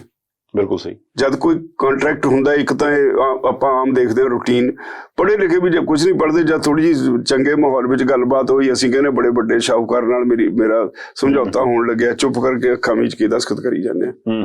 ਪਤਾ ਜਦ ਲੱਗਦਾ, ਜਦ ਵਿਗੜ ਪੈਂਦਾ, ਫਿਰ ਉਹਦੀਆਂ ਮੱਦਾਂ ਪੜ੍ਹ ਕੇ ਸੁਣਾਉਂਦਾ ਹੈ ਜੀ। ਤੇ ਪੈਪਸੀ ਦਾ ਸਾਡੇ ਕੋਲ ਇੱਕ ਤਜਰਬਾ ਹੈ ਬਈ, ਜਦੋਂ ਆਲੂ ਦੇ ਇਹਨਾਂ ਨੇ ਸਮਝੌਤੇ ਕੀਤੇ, ਜੇ ਸਰਪਲਸ ਆਲੂ ਪੈਦਾ ਹੋ ਗਿਆ ਜੀ, ਫਿਰ ਪੈਮਾਨੇ ਹੋਰ ਹੁੰਦੇ ਨੇ। ਜਦੋਂ ਘੱਟ ਪੈਦਾ ਹੋ ਜਾਏ, ਪੈਦਾਵਾਰ ਘੱਟ ਜੇ, ਫਿਰ ਪੈਮਾਨੇ ਹੋਰ ਹੁੰਦੇ ਨੇ। ਤਾਂ ਉਸੇ ਤਰ੍ਹਾਂ ਇਹ ਕਰਨਗੇ ਕੰਟਰੈਕਟ ਫਾਰਮਿੰਗ ਵਿੱਚ। ਕੋਈ ਕਿਸਾਨ ਵਾਸਤੇ ਨਹੀਂ। ਇੱਕ ਗੱਲ ਬੜੀ ਸਿੱਧੀ ਜੀ ਹੈ, ਕਾਰਪੋਰੇਟ ਹਾਊਸਿਸ ਗਵਾਉਣ ਵਾਸਤੇ ਨਹੀਂ ਆਉਂਦੇ, ਉਹ ਕਮਾਉਣ ਵਾਸਤੇ ਆਉਂਦੇ ਨੇ। ਬਿਲਕੁਲ ਸਹੀ। ਉਹਨਾਂ ਨੂੰ ਕਿਸਾਨ ਦਾ ਇੰਟਰਸਟ ਨਹੀਂ, ਆਪਣਾ ਇੰਟਰਸਟ ਪਹਿਲਾਂ। ਤਾਂ ਸਾਡੇ ਕੋਲ ਮਿਸਾਲ ਹੈ, ਪੈਪਸੀ ਨੇ ਹੀ ਗੁਜਰਾਤ ਵਿੱਚ ਕਿਸਾਨ, ਫਿਰ ਇੱਕ ਇਹ ਵੀ ਹੈ ਕਮਾਲ ਦੀ ਗੱਲ, ਐਗਰੀਮੈਂਟ ਪੰਜਾਬ 'ਚ ਹੋਇਆ, ਕੇਸ ਕਰਤੇ ਜਾ ਕੇ ਗੁਜਰਾਤ 'ਚ ਕਰੋੜਾਂ ਰੁਪਏ ਦੇ ਜੀ। ਤਾਂ ਤਰੀਕਾ ਜਾ ਕੇ ਭੁਗਤੋ ਉੱਥੇ। ਤੇ ਉਹ ਤਾਂ ਫਿਰ ਅਲੱਗ ਗੱਲ ਹੈ ਵੀ ਜਥੇਬੰਦੀਆਂ ਨੇ ਦਬਾਅ ਦਬੂ ਪਾਇਆ, ਉਹ ਇਹਨਾਂ ਨੂੰ ਵਿਡਰਾ ਕਰਨੇ ਪੈ ਗਏ। ਤੇ ਇਦਾਂ ਦੇ ਕੰਟਰੈਕਟ ਜਿਹੜੇ ਨੇ, ਕੰਟਰੈਕਟ ਫਾਰਮਿੰਗ ਦੇ, ਇਹ ਕਿਸੇ ਤਰ੍ਹਾਂ ਵੀ ਕਿਸਾਨ ਲਈ ਲਾਹੇਵੰਦ ਨਹੀਂ। ਅੱਛਾ, ਹੁਣ ਆਪਾਂ ਜੇ ਇਹ ਸਾਰੇ ਕੁਛ ਨੂੰ ਦੇਖਦੇ ਹਾਂ, ਤੇ ਇੱਕ ਚੀਜ਼ ਜਿਹੜੀ ਮੈਨੂੰ ਲੱਗਦਾ ਕਿ ਆਪਣੇ ਕੋਲੋਂ ਗੱਲ ਰਹਿ ਨਾ ਜਾਵੇ, ਇਹ ਉਦੋਂ ਹੋਣ ਜਾ ਰਿਹਾ ਹੈ ਜਦੋਂ ਜਿਹੜਾ ਪੰਜਾਬ ਦਾ ਕਿਸਾਨ ਆ ਆਲਰੇਡੀ ਖੁਦਕੁਸ਼ੀਆਂ ਦੀ ਰਾਹ ਪੈ ਗਿਆ। ਕਿਉਂਕਿ ਜਦੋਂ ਉਹਦੀ ਪੂੰਜੀ ਦੀ ਗੱਲ ਕਰਦੇ ਆ, ਤਾਂ ਮੋਸਟਲੀ ਜਿੰਨੀਆਂ ਵੀ ਆਪਾਂ ਪਟਵਾਰੀ ਕੋਲੇ ਜਾ ਕੇ ਜਮ੍ਹਾਂਬੰਦੀਆਂ ਵੇਖ ਲਏ, ਸਾਰਿਆਂ ਤੇ ਲਾਲ ਅੱਖਰਾਂ ਲਿਖਿਆ ਹੁੰਦਾ, ਕੋਈ ਕਿਸੇ ਬੈਂਕ ਕੋਲੇ, ਕੋਈ ਕਿਸੇ ਬੈਂਕ ਕੋਲੇ, ਨਹੀਂ ਤਾਂ ਬਚੀ ਖੁਚੀ ਸ਼ਾਹੂਕਾਰਾਂ ਕੋਲੇ। ਇਹ ਜਿਹੜਾ ਕਰਜ਼ਾ ਆਲਰੇਡੀ ਇੰਨਾ ਚੜਿਆ, ਤੇ ਉੱਪਰੋਂ ਇਹੋ ਜਿਹਾ ਜਿਹੜਾ ਬਿੱਲ ਆ ਗਿਆ, ਤੁਹਾਨੂੰ ਲੱਗਦਾ ਕਿ ਕਿਸਾਨੀ ਬਚੂਗੀ? ਕਿਉਂਕਿ ਇਹਦੇ ਵਿੱਚ ਤੁਸੀਂ ਇੱਕ ਗੱਲ ਹੋਰ ਐਕਸਪਲੇਨ ਕਰਦੇ ਹੋ, ਕਿਉਂਕਿ ਦੋਸ਼ ਉਹ ਲਾਉਂਦੇ ਨੇ ਵੀ ਇਹ ਤਾਂ ਯਾਸ਼ ਬੰਦੇ ਨੇ, ਇਸ ਕਰਕੇ ਕਰਜ਼ੇ ਇਹਨਾਂ ਨੇ ਸਿਰ ਚੜਾਇਆ, ਕੋਈ ਗੱਲ ਨਹੀਂ, ਮਰਦੇ ਮਰਨ ਦਿਓ। ਨਹੀਂ, ਇੱਕ ਤਾਂ ਮੈਂ ਸਮਝਦਾ ਵੀ ਸਾਡੇ ਆਪਣੇ ਭਾਈਚਾਰੇ 'ਚ ਵੀ ਇਹ ਨੁਕਸ ਹੈ ਵੀ ਅਸੀਂ ਆਪਣੇ ਬਾਰੇ ਆਪੇ ਬੋਲੇ ਛੱਡੀ ਜਾਂਦੇ ਹਾਂ, ਗਰਾਊਂਡ ਰਿਐਲਿਟੀ ਤੱਕ ਕੋਈ ਸਮਝਣ ਦੀ ਕੋਸ਼ਿਸ਼ ਨਹੀਂ ਕਰਦਾ। ਮੈਨੂੰ ਯਾਦ ਹੈ, ਮੇਰੀ 77 ਸਾਲ ਦੀ ਉਮਰ ਹੋ ਗਈ ਜਦੋਂ ਕੋਆਪਰੇਟਿਵ ਮੂਵਮੈਂਟ ਸ਼ੁਰੂ ਹੋਈ, ਕੋਆਪਰੇਟਿਵ ਸੁਸਾਇਟੀਆਂ ਬਣੀਆਂ। ਉਦੋਂ ਸੁਸਾਇਟੀ 'ਚ ਕੋਈ ਜਾਂਦਾ ਨਹੀਂ ਸੀ ਕਰਜ਼ਾ ਲੈਣ। ਤੇ ਮੈਨੂੰ ਯਾਦ ਹੈ, ਉਦੋਂ ਸਾਡੇ ਪਿੰਡ ਦਾ ਇੱਕ ਸੁਸਾਇਟੀ ਦਾ ਸੈਕਟਰੀ ਸੀ ਪੰਡਤ, ਤੇ ਜੇ ਉਹਦੇ ਕਿਸੇ ਨੇ ਉਹਦੇ ਪਸ਼ੂਆਂ ਨੂੰ ਚਾਰਾ ਸਿੱਟਿਆ ਹੋਣਾ ਘਰ, ਸਾਰੇ ਪਿੰਡ 'ਚ ਰੌਲਾ ਪੈਂਦਾ ਸੀ ਵੀ ਫਲਾਣੇ ਜੱਟ ਨੇ ਚਾਰਾ ਸਿੱਟਿਆ, ਉਹਨੇ ਕਰਜ਼ਾ ਲਿਆ ਹੋਊ। ਅੱਛਾ ਜੀ, ਬਦਨਾਮੀ। ਔਰ ਇੰਨੇ ਡਰਦੇ ਹੁੰਦੇ ਸੀ ਲੋਕ ਕਰਜ਼ਾ ਲੈਣ ਤੋਂ, ਇਹਨਾਂ ਤੋਂ, ਸੁਸਾਇਟੀਆਂ ਤੋਂ, ਵੀ ਪਤਾ ਨਹੀਂ ਸਰਕਾਰ ਨੇ ਕੀ ਕਰ ਲੈਣਾ। ਉਹ ਤੋਂ ਬਾਅਦ ਹੌਲੀ ਬੈਂਕਾਂ, ਲੈਂਡ ਮੌਰਗੇਜ ਬੈਂਕਾਂ ਜਿਹਨੂੰ ਕਹਿੰਦੇ ਸੀ, ਹੁਣ ਅੱਜ ਕੱਲ੍ਹ ਐਗਰੀਕਲਚਰ ਡਿਵੈਲਪਮੈਂਟ ਬੈਂਕ ਹੋ ਗਈ, ਉਹ ਖੁੱਲੀਆਂ। ਉਹਨਾਂ ਨੇ ਵੱਖ-ਵੱਖ ਸਕੀਮਾਂ 'ਚ, ARPC ਸਕੀਮ 'ਚ ਟਿਊਬਵੈਲਾਂ ਨੂੰ ਦਿੱਤੇ ਕਨੈਕਸ਼ਨਾਂ, ਮੋਟਰਾਂ ਦੇ ਕਰਜ਼ੇ ਦਿੱਤੇ, ਇੰਜਣ ਖਰੀਦਣ ਵਾਸਤੇ ਕਰਜ਼ੇ ਦਿੱਤੇ, ਫਿਰ ਟਰੈਕਟਰਾਂ ਵਾਸਤੇ ਕਰਜ਼ੇ ਦਿੱਤੇ। ਤੇ ਹੁੰਦਾ ਇਹ ਸੀ, ਜਦੋਂ ਅਸੀਂ ਕਰਜ਼ਾ ਲੈਣ ਜਾਂਦੇ ਸੀ, ਬੈਂਕ ਦੇ LVO ਨੂੰ ਵੈਰੀਫਿਕੇਸ਼ਨ ਕਰਨੀ ਹੁੰਦੀ ਸੀ, ਉਹਨੂੰ ਤੇ ਪਟਵਾਰੀ ਨੂੰ ਅਸੀਂ ਰਿਸ਼ਵਤ ਇਸ ਗੱਲ ਦੀ ਦਿੰਦੇ ਹੁੰਦੇ ਸੀ ਵੀ ਮੇਰਾ ਇਹ ਨਾ ਦੱਸਦੀ ਵੀ ਮੈਂ ਕਰਜ਼ਾ ਲਿਆ, ਵੀ ਮੈਨੂੰ ਹੋਰ ਕਰਜ਼ਾ ਮਿਲ ਜਾਏ। ਡਰਦੇ ਹੁੰਦੇ ਸੀ। ਉਸ ਦਿਨ ਜਾਂਦੇ ਹੁੰਦੇ ਸੀ LVO ਨੂੰ ਕਹਿ ਕੇ ਵੀ ਮੈਨੂੰ ਉਸ ਦਿਨ ਬੁਲਾਈ ਰਜਿਸਟਰੀ ਕਰਾਉਣ, ਜਦੋਂ ਮੇਰੇ ਪਿੰਡ ਦਾ ਕੋਈ ਉੱਥੇ ਨਾ ਹੋਵੇ। ਇਹਨਾਂ ਡਰਦੇ ਹੁੰਦੇ ਸੀ। ਹੋਇਆ ਕੀ ਹੈ, ਇਹ ਸਮਝਣਾ ਚਾਹੀਦਾ ਸਾਨੂੰ। ਗ੍ਰੀਨ ਰੈਵੋਲੂਸ਼ਨ ਦੀ ਸ਼ੁਰੂਆਤ ਕਿਵੇਂ ਹੋਈ ਜੀ? ਮੈਨੂੰ ਡਾਕਟਰ ਸਵਾਮੀਨਾਥਨ ਦੀ ਉਹ ਕਹਾਣੀ ਮੈਂ ਦੱਸਦਾ। ਉਹ ਕਹਿੰਦੇ ਵੀ ਜਦੋਂ PL 480 ਦੇ ਹੇਠ ਅਮਰੀਕਾ ਤੋਂ ਅਸੀਂ ਅਨਾਜ ਖਰੀਦਦੇ ਸੀ, ਉਦੋਂ ਇੰਦਰਾ ਗਾਂਧੀ ਨੇ ਇੱਕ ਵਾਰੀ ਬੜੀ ਘਬਰਾਈ ਹੋਈ ਗੁੱਸੇ 'ਚ ਉਹਨੇ ਡਾਕਟਰ ਸਵਾਮੀਨਾਥਨ ਤੇ IARI ਦੇ ਡਾਇਰੈਕਟਰ, ਦੋਨੋਂ ਟੌਪ ਸਾਇੰਟਿਸਟ, ਉਹ ਬੁਲਾਏ। ਉਹ ਕਹਿੰਦੇ ਗੁੱਸੇ 'ਚ ਘੁੰਮੀ ਜਾਏ, ਉਹ ਕਹੇ ਵੀ ਕਿਸੇ ਤਰ੍ਹਾਂ ਮੇਰਾ ਅਮਰੀਕਾ ਹੇਠੋਂ ਸਿਰ ਕੱਢ ਸਕਦੇ ਹੋ ਜੀ, ਇੰਦਰਾ ਗਾਂਧੀ। ਹਾਂ, ਉਹ ਕਹਿੰਦੇ ਅਸੀਂ ਕਿਹਾ ਮੈਡਮ ਕੀ ਹੋਇਆ? ਕਹਿੰਦੇ ਜਦੋਂ ਅਨਾਜ ਵਾਸਤੇ ਜਾਨੀ ਆ ਉਹ ਜ਼ਲੀਲ ਬਹੁਤ ਕਰਦੇ ਆ, ਦੇਸ਼ ਦੀ ਬਹੁਤ ਬੇਇੱਜ਼ਤੀ ਹੈ। ਕਹਿੰਦੇ ਅਸੀਂ 4 ਦਿਨ ਦਾ ਟਾਈਮ ਲਿਆ, ਅਸੀਂ ਆ ਕੇ ਇੱਕ ਰਿਪੋਰਟ ਤਿਆਰ ਕੀਤੀ, ਅਸੀਂ ਜਾ ਕੇ ਉਹਨੂੰ ਰੱਖਤੀ। ਉਦੋਂ ਅਸੀਂ ਗ੍ਰੀਨ ਰੈਵੋਲੂਸ਼ਨ ਵਾਸਤੇ ਸਭ ਤੋਂ ਪਹਿਲਾਂ ਪੰਜਾਬ ਨੂੰ ਚੁਣਿਆ। ਉਹਦਾ ਕਾਰਨ ਸੀ ਵੀ ਪੰਜਾਬ 'ਚ ਕਲਾਈਮੇਟ ਵੀ ਸੂਟੇਬਲ ਹੈ, ਪੰਜਾਬ 'ਚ ਧਰਤੀ ਵੀ ਫਰਟਾਈਲ ਹੈ, ਪੰਜਾਬ ਦਾ ਪਾਣੀ ਵੀ ਬਹੁਤ ਹੈ, ਇੱਥੇ ਜਿਹੜਾ ਇੱਥੇ ਦਾ ਕਿਸਾਨ ਹੈ ਬਹੁਤ ਮਿਹਨਤੀ ਹੈ। ਇਹ ਚਾਰੇ ਚੀਜ਼ਾਂ ਦੇਖ ਕੇ ਅਸੀਂ ਪੰਜਾਬ ਦੀ ਸਿਲੈਕਸ਼ਨ ਕੀਤੀ ਵੀ ਇਹ ਟੈਕਨੋਲੋਜੀ ਓਰੀਐਂਟਡ ਲੋਕ ਨੇ, ਇੱਥੇ ਕਾਮਯਾਬ ਹੋ ਜੂ। ਫਿਰ ਸਾਡੇ PIU ਬਣੀ ਜੀ ਲੁਧਿਆਣੇ, ਉਹਨੇ ਰਿਸਰਚ ਕਰਕੇ ਨਵੇਂ ਸੀਡ ਦੇਣੇ ਸ਼ੁਰੂ ਕੀਤੇ। ਖੈਰ ਉਹ ਲੰਬੀ ਹੋ ਜਾਂਦੀ ਹੈ ਗੱਲ, ਕਿਸ ਤਰ੍ਹਾਂ ਸੀਡ ਵਿਕੇ। ਤੇ ਉਹਦੇ ਬਾਅਦ ਜਦੋਂ ਪਹਿਲੇ 3-4 ਸਾਲ 'ਚ ਇਹ ਭਾਅ ਸਾਨੂੰ ਠੀਕ ਦਿੰਦੇ ਰਹੇ, ਉਦੋਂ ਅਸੀਂ ਕੱਚੇ ਮਕਾਨਾਂ ਤੋਂ ਪੱਕੇ ਬਣਾ ਲਏ ਜੀ। ਜਦੋਂ 1971 'ਚ 72 ਵਾਸਤੇ ਭਾਅ ਅਨਾਉਂਸ ਕਰਨਾ ਸੀ, 71 ਵਿੱਚ ਕਣਕ ਦਾ ਭਾਅ ਸੀ 76 ਰੁਪਏ। ਜਦੋਂ ਇਹਨਾਂ ਦਾ ਕਰ ਪੂਰਾ ਹੋ ਗਿਆ, ਅਸੀਂ 3 ਸਾਲਾਂ 'ਚ ਡੈਫਿਸਿਟ 'ਚੋਂ ਸਰਪਲਸ ਚ ਲਾਇਆ ਸੀ ਦੇਸ਼ ਨੂੰ ਜੀ। ਤੇ ਜਦੋਂ 71 ਵਿੱਚ ਭਾਅ ਅਨਾਉਂਸ ਕੀਤਾ ਇਹਨਾਂ ਨੇ 72 ਵਾਸਤੇ, ਉਹ 5 ਰੁਪਏ 71 ਨਾਲੋਂ ਘੱਟ ਸੀ, 76 ਦੀ ਬਜਾਏ 71 ਰੁਪਏ ਅਨਾਉਂਸ ਕਰਤਾ। ਆਪ ਮੁਹਾਰਾ ਵਿਰੋਧ ਹੋ ਗਿਆ ਜੀ, ਕੋਈ ਯੂਨੀਅਨ ਨਹੀਂ ਸੀ ਉਦੋਂ। ਅਸੀਂ, ਮੈਨੂੰ ਪਤਾ ਮੇਰੇ ਪਿੰਡ 'ਚ ਅਸੀਂ ਯੂਨੀਅਨ ਬਣਾਈ, ਇੱਧਰ ਇਹਨਾਂ ਨੇ ਜਵੇਰ ਸਿੰਘ ਉਹਨਾਂ ਨੇ ਬਣਾਈ, ਥਾਂ ਥਾਂ ਯੂਨੀਅਨਸ ਬਣ ਗਈਆਂ। ਤੋ ਉਹਦੇ ਬਾਅਦ ਫਿਰ ਅਸੀਂ ਇੱਕ ਜਲੂਸ ਲੈ ਕੇ ਇੰਦਰਾ ਗਾਂਧੀ ਦੀ ਕੋਠੀ ਗਏ। ਉਹ ਪਹਿਲੇ ਵੇਲੇ ਸੀਗੇ, ਹੁਣ ਤਾਂ ਪ੍ਰਾਈਮ ਮਿਨਿਸਟਰ ਬਾਹਰ ਮਿਲਦੇ ਨਹੀਂ। ਉਹਦੀ ਮੌਤ ਤੱਕ ਪ੍ਰਾਈਮ ਮਿਨਿਸਟਰ ਹਰ ਕੋਈ ਲੋਕਾਂ ਨੂੰ ਡੇਲੀ ਆਮ ਮਿਲਦੇ ਸੀਗੇ। ਜੇ ਕੋਈ ਜਾਂਦਾ ਸੀ ਲਾਈਨ ਬਣਾ ਕੇ ਅਫਸਰ ਆ ਕੇ ਨਾਲ ਪ੍ਰਾਈਮ ਮਿਨਿਸਟਰ ਉਹਨਾਂ ਦੀ ਗੱਲ ਸੁਣਦਾ ਸੀ। ਤੇ ਅਸੀਂ ਜਲੂਸ ਲੈ ਕੇ ਚਲੇ ਗਏ ਤੇ ਇੰਦਰਾ ਗਾਂਧੀ ਸਾਡੇ ਕੋਲ ਮਿਲਣ ਆਈ, ਉਹਦੇ ਬਾਹਰ ਖੜੇ। ਅਸੀਂ ਉਹਨੂੰ ਕਿਹਾ ਵੀ ਤੂੰ 5 ਰੁਪਏ ਘਟਾਉਣ ਲੱਗੀ ਹੈ ਕਿਸਾਨਾਂ ਦੇ, ਇਹਦੇ ਲੌਜਿਕ ਦੱਸੋ ਕੀ ਹੈ ਜੀ। ਉਹਨੇ ਦੇਖਿਆ ਵੀ ਇਕੱਠ-ਵੱਠ ਬਹੁਤ ਹੈ, ਬੜੇ ਗੁੱਸੇ ਜੇ ਜੋ ਅਨਾਉਂਸ ਕਰ ਗਈ। ਕਹਿੰਦੀ अच्छा ये बात है तो अब की बार जाओ, अब की बार मैं वही भाव रख देती हूँ, अगली बार कोई गारंटी नहीं कि भाव कम होगा या ज्यादा होगा, आपका मन चाहे तो गेहूं बो, मन चाहे ना बो, हमें कोई जरूरत नहीं है। तो उदों एक बड़ा सीधी सीधी लैंग्वेज सर प्रताप सिंह कादियां उदों हुंदे सी साडे, उन्होंने सानू बहुत ट्रेन किया है नहीं इस वेले दुनिया च। ओनू मूंह ते ही कहंदे भी बीबी सानू तेरा मन पता लग गया, तू याद रख तेनू इतिहास विच पढ़ी लिखी बेवकूफ प्राइम मिनिस्टर कहा जाऊगा, तू किसानां नाल इदां बिहेवियर करदी है। ये इंदिरा गांधी दे मूंह ते कहा, मूंह ते 1972 ਦੀ ਗੱਲ ਹੈ। तो ਉਹਦੇ ਬਾਅਦ ਚਲਦੀ ਰਹੀ ਗੱਲ। ਹੁਣ ਮੈਂ ਜਦੋਂ ਅੱਜ ਸਾਰੇ ਕੇਸ ਨੂੰ ਦੇਖਦਾ, ਮੈਨੂੰ ਯਾਦ ਹੈ ਇੱਕ ਮੈਂ ਹਰ ਚੀਫ ਮਿਨਿਸਟਰ ਨੂੰ ਕਿਸਾਨ ਭਵਨ ਦੇ ਵੱਡੇ ਹਾਲ 'ਚ ਬੁਲਾ ਕੇ, ਜਿੱਥੇ ਕਈ ਹਜ਼ਾਰ ਕਿਸਾਨ ਬੈਠ ਜਾਂਦਾ ਹੈ, ਕੁਰਸੀਆਂ ਵੀ ਕੱਢ ਦੇਣੀਆਂ ਬਾਹਰ, ਪੁੰਜੇ ਫਰਸ਼ ਤੇ ਬਿਠਾ ਕੇ ਕਿਸਾਨਾਂ ਦੇ ਸਵਾਲ ਕਰਦਾ ਵੀ ਕਿਸਾਨਾਂ ਨੂੰ ਦੱਸੋ, ਇਹ ਸਵਾਲ ਦਾ ਜਵਾਬ ਦਿਓ। ਇੱਕ ਵਾਰੀ ਪ੍ਰਕਾਸ਼ ਸਿੰਘ ਬਾਦਲ ਨੂੰ ਸੱਦਿਆ, ਮੈਂ ਉਹਨੂੰ ਕਿਹਾ ਵੀ ਬਾਦਲ ਸਾਹਿਬ ਮੇਰੀ ਸਾਰੀ ਉਮਰ ਲੰਘ ਗਈ ਕਿਸਾਨਾਂ ਵਾਸਤੇ ਨਾਰੇ ਮਾਰਦਿਆਂ ਦੀ, ਕਿਤੇ ਕੋਈ ਇਹੋ ਜਿਹੀ ਸਟੱਡੀ ਕਰਾ ਦਿਓ ਜੀ ਤੋਂ ਪਤਾ ਲੱਗ ਜੇ ਕਿਤੇ ਐਵੇਂ ਤਾਂ ਨਹੀਂ ਸੀ ਨਾਰੇ ਮਾਰੀ ਜਾਂਦੇ, ਖੇਤੀ ਬਿਮਾਰ ਕਿਉਂ ਹੋ ਗਈ, ਇਹ ਸਟੱਡੀ ਕਰਵਾ ਦਿਓ। ਉਹ ਕਹਿੰਦੇ ਕਿਤੋਂ ਕਰਾਵਾਂ? ਮੈਂ ਕੋਈ ਅਰਥ ਸ਼ਾਸਤਰੀਆਂ ਦੀ ਕਮੇਟੀ ਬਣਾ ਦਿਓ। ਡਾਕਟਰ ਰਣਜੀਤ ਸਿੰਘ ਘੁੰਮਣ ਸਾਡੇ ਉਦੋਂ ਸਟੇਜ ਤੇ ਸੀ, ਉਹਨਾਂ ਨੇ ਪੇਪਰ ਪੜ੍ਹਿਆ ਸੀ, ਸੈਮੀਨਾਰ ਸੀ ਜੀ, ਤੇ ਮੈਨੂੰ ਕਹਿੰਦੇ ਇਹਨੂੰ ਕਹਾ, ਮੈਂ ਕਿਹਾ ਤੁਸੀਂ ਪੁੱਛੋ। ਉਹਨੂੰ ਪੁੱਛਿਆ, ਉਹ ਕਹਿੰਦਾ ਜੀ ਮੈਨੂੰ ਮੇਰੇ ਜਿੰਮੇ ਲਾਉਂਗੇ ਕੰਮ ਮੈਂ ਕਰ ਦੂੰ। ਉਹਦੀ ਚੇਅਰਮੈਨਸ਼ਿਪ 'ਚ ਇਹਨਾਂ ਨੇ ਪੰਜਾਬੀ ਯੂਨੀਵਰਸਿਟੀ ਤੋਂ ਇਕਨੋਮਿਕਸ ਦੇ ਹੈਡ ਸੀ, ਉਹਦੀ ਚੇਅਰਮੈਨਸ਼ਿਪ 'ਚ ਕਮੇਟੀ ਬਣਾਤੀ। ਇੱਕ ਡਾਕਟਰ ਰੰਗੀ ਫਾਰਮਰਸ ਕਮਿਸ਼ਨ ਸੀ, ਅਰਥ ਸ਼ਾਸਤਰੀ PAU 'ਚੋਂ ਰਿਟਾਇਰ ਹੋਏ।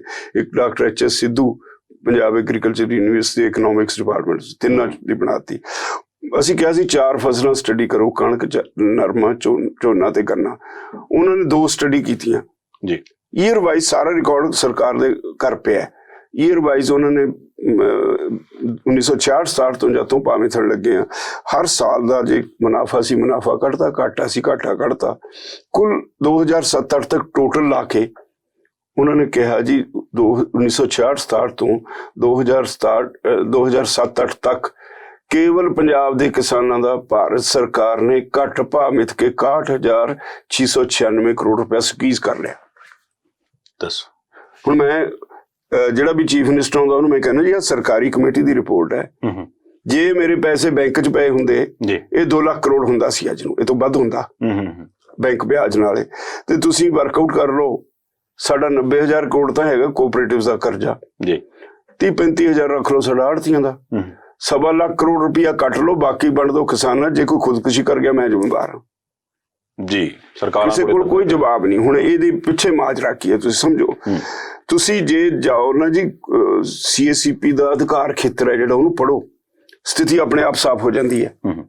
ਉਹਦੇ ਤੇ ਪਾਬੰਦੀਆਂ ਨੇ ਵੀ ਤੂੰ ਭਾਅ ਬੰਨਣਾ ਕਿਵੇਂ, ਉਹਦਾ ਤਰੀਕਾ ਉਹਦੇ ਵਿੱਚ ਲਿਖਿਆ ਜੀ।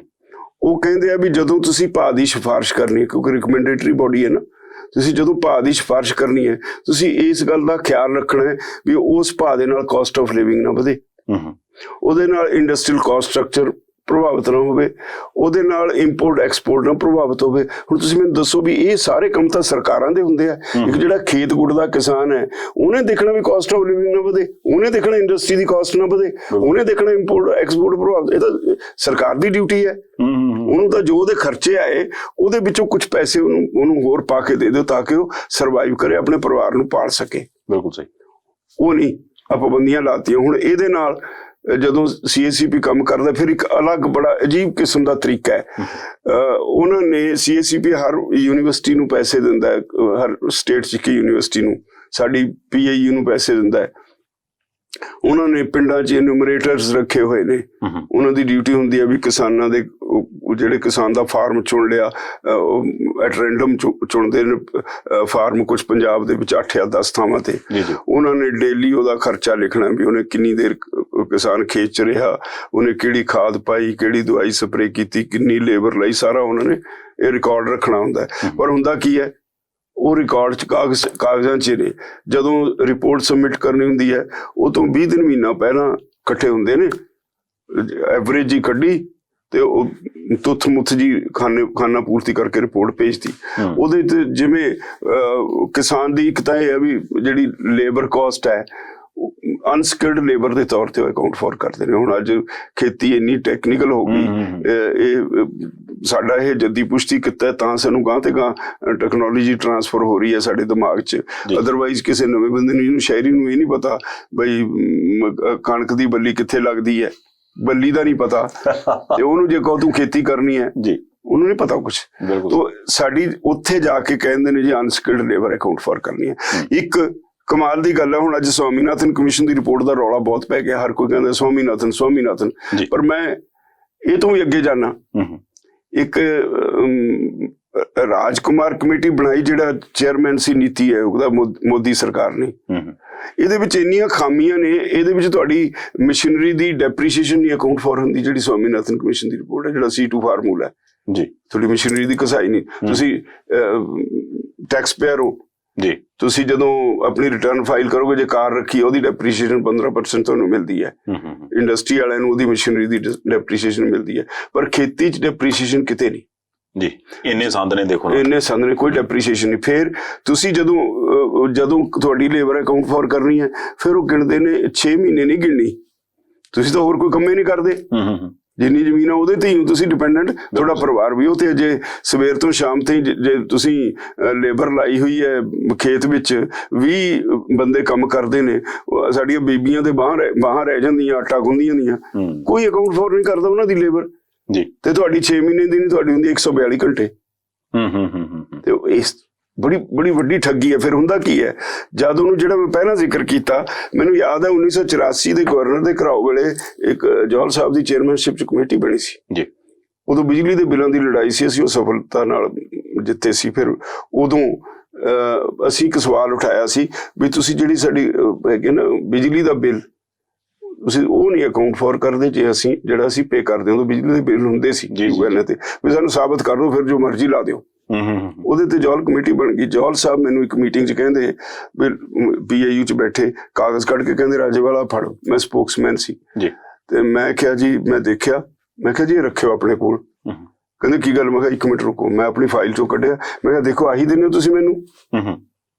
ਕਹਿੰਦੇ ਕੀ ਮਤਲਬ? ਮੈਂ ਕਿਹਾ ਤੇ ਮੋਹਰ ਲਾ ਕੇ ਦੋ ਵੀ ਸਰਕਾਰੀ ਕਾਗਜ਼ ਹੈ, ਤਾਂ ਮੇਰੇ ਕੋਲ ਵੀ ਹੈਗਾ, ਪਰ ਇਹਨੂੰ ਸਰਕਾਰ ਨਹੀਂ ਮੰਨਦੀ ਇਹ ਸਰਕਾਰੀ ਕਾਗਜ਼ ਹੈ ਤੇ ਤੁਸੀਂ ਮੈਨੂੰ ਇਹ ਤੇ ਮੋਹਰ ਲਾ ਕੇ। ਕਹਿੰਦਾ ਯਾਰ ਇੱਥੇ ਤਾਂ ਤੁਸੀਂ ਸਰਕਾਰ ਫਸਾ ਲਈ। ਕਹਿੰਦਾ ਸਿੱਧੂ ਸੀ ਇੱਕ IAS ਐਡਵਾਈਜ਼ਰ ਟੂ ਗਵਰਨਰ, ਜਿਹਨੇ ਕਮੇਟੀ ਬਣਾਤੀ ਸੀ, ਕਹਿੰਦਾ ਉਹਨੂੰ ਇਹ ਸਜ਼ਾ ਦੇਤੀ ਵੀ ਤੂੰ ਸਾਡਾ ਸਾਰਾ ਕੁਝ ਜਿਹੜਾ ਢਿੱਡ ਨੰਗਾ ਕਰ ਦੇਗਾ। ਇਹ ਜੀ ਕਮੇਟੀ ਬਣਾਤੀ, ਉਹਨੂੰ ਬਦਲ ਕੇ ਆਸਾਮ ਚ ਲਾਤਾ। ਉਹ ਕਮੇਟੀ ਚ ਫਿਰ ਜੌਲ ਸਾਹਿਬ ਦੀ ਕੁਝ ਮਜਬੂਰੀ ਸੀ, ਕੁਝ ਨਾ ਲਿਖਣਾ ਸੀ, ਪਰ ਉਹਨਾਂ ਨੇ ਬੜਾ ਕੈਲਕੂਲੇਟਡ ਇੱਕ ਸੈਂਟੈਂਸ ਲਿਖਿਆ, there is a continuous squeeze over real margin of profit of the farmers for more than a decade. 10 ਸਾਲ ਤੋਂ ਬਾਅਦ।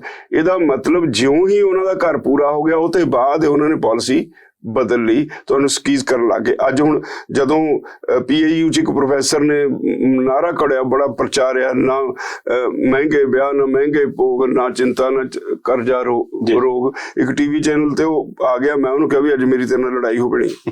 ਅੱਛਾ ਜੀ। ਉਹ ਪ੍ਰੋਫੈਸਰ ਮੈਨੂੰ ਕਹਿੰਦਾ ਜੀ ਕਾਹਤੇ? ਮੈਂ ਕਿਹਾ ਤੂੰ ਸਰਕਾਰ ਦੀਆਂ ਨਾਕਾਮੀਆਂ ਛੁਪਾਉਣ ਵਾਸਤੇ ਨਾਰਾ ਕਢਿਆ।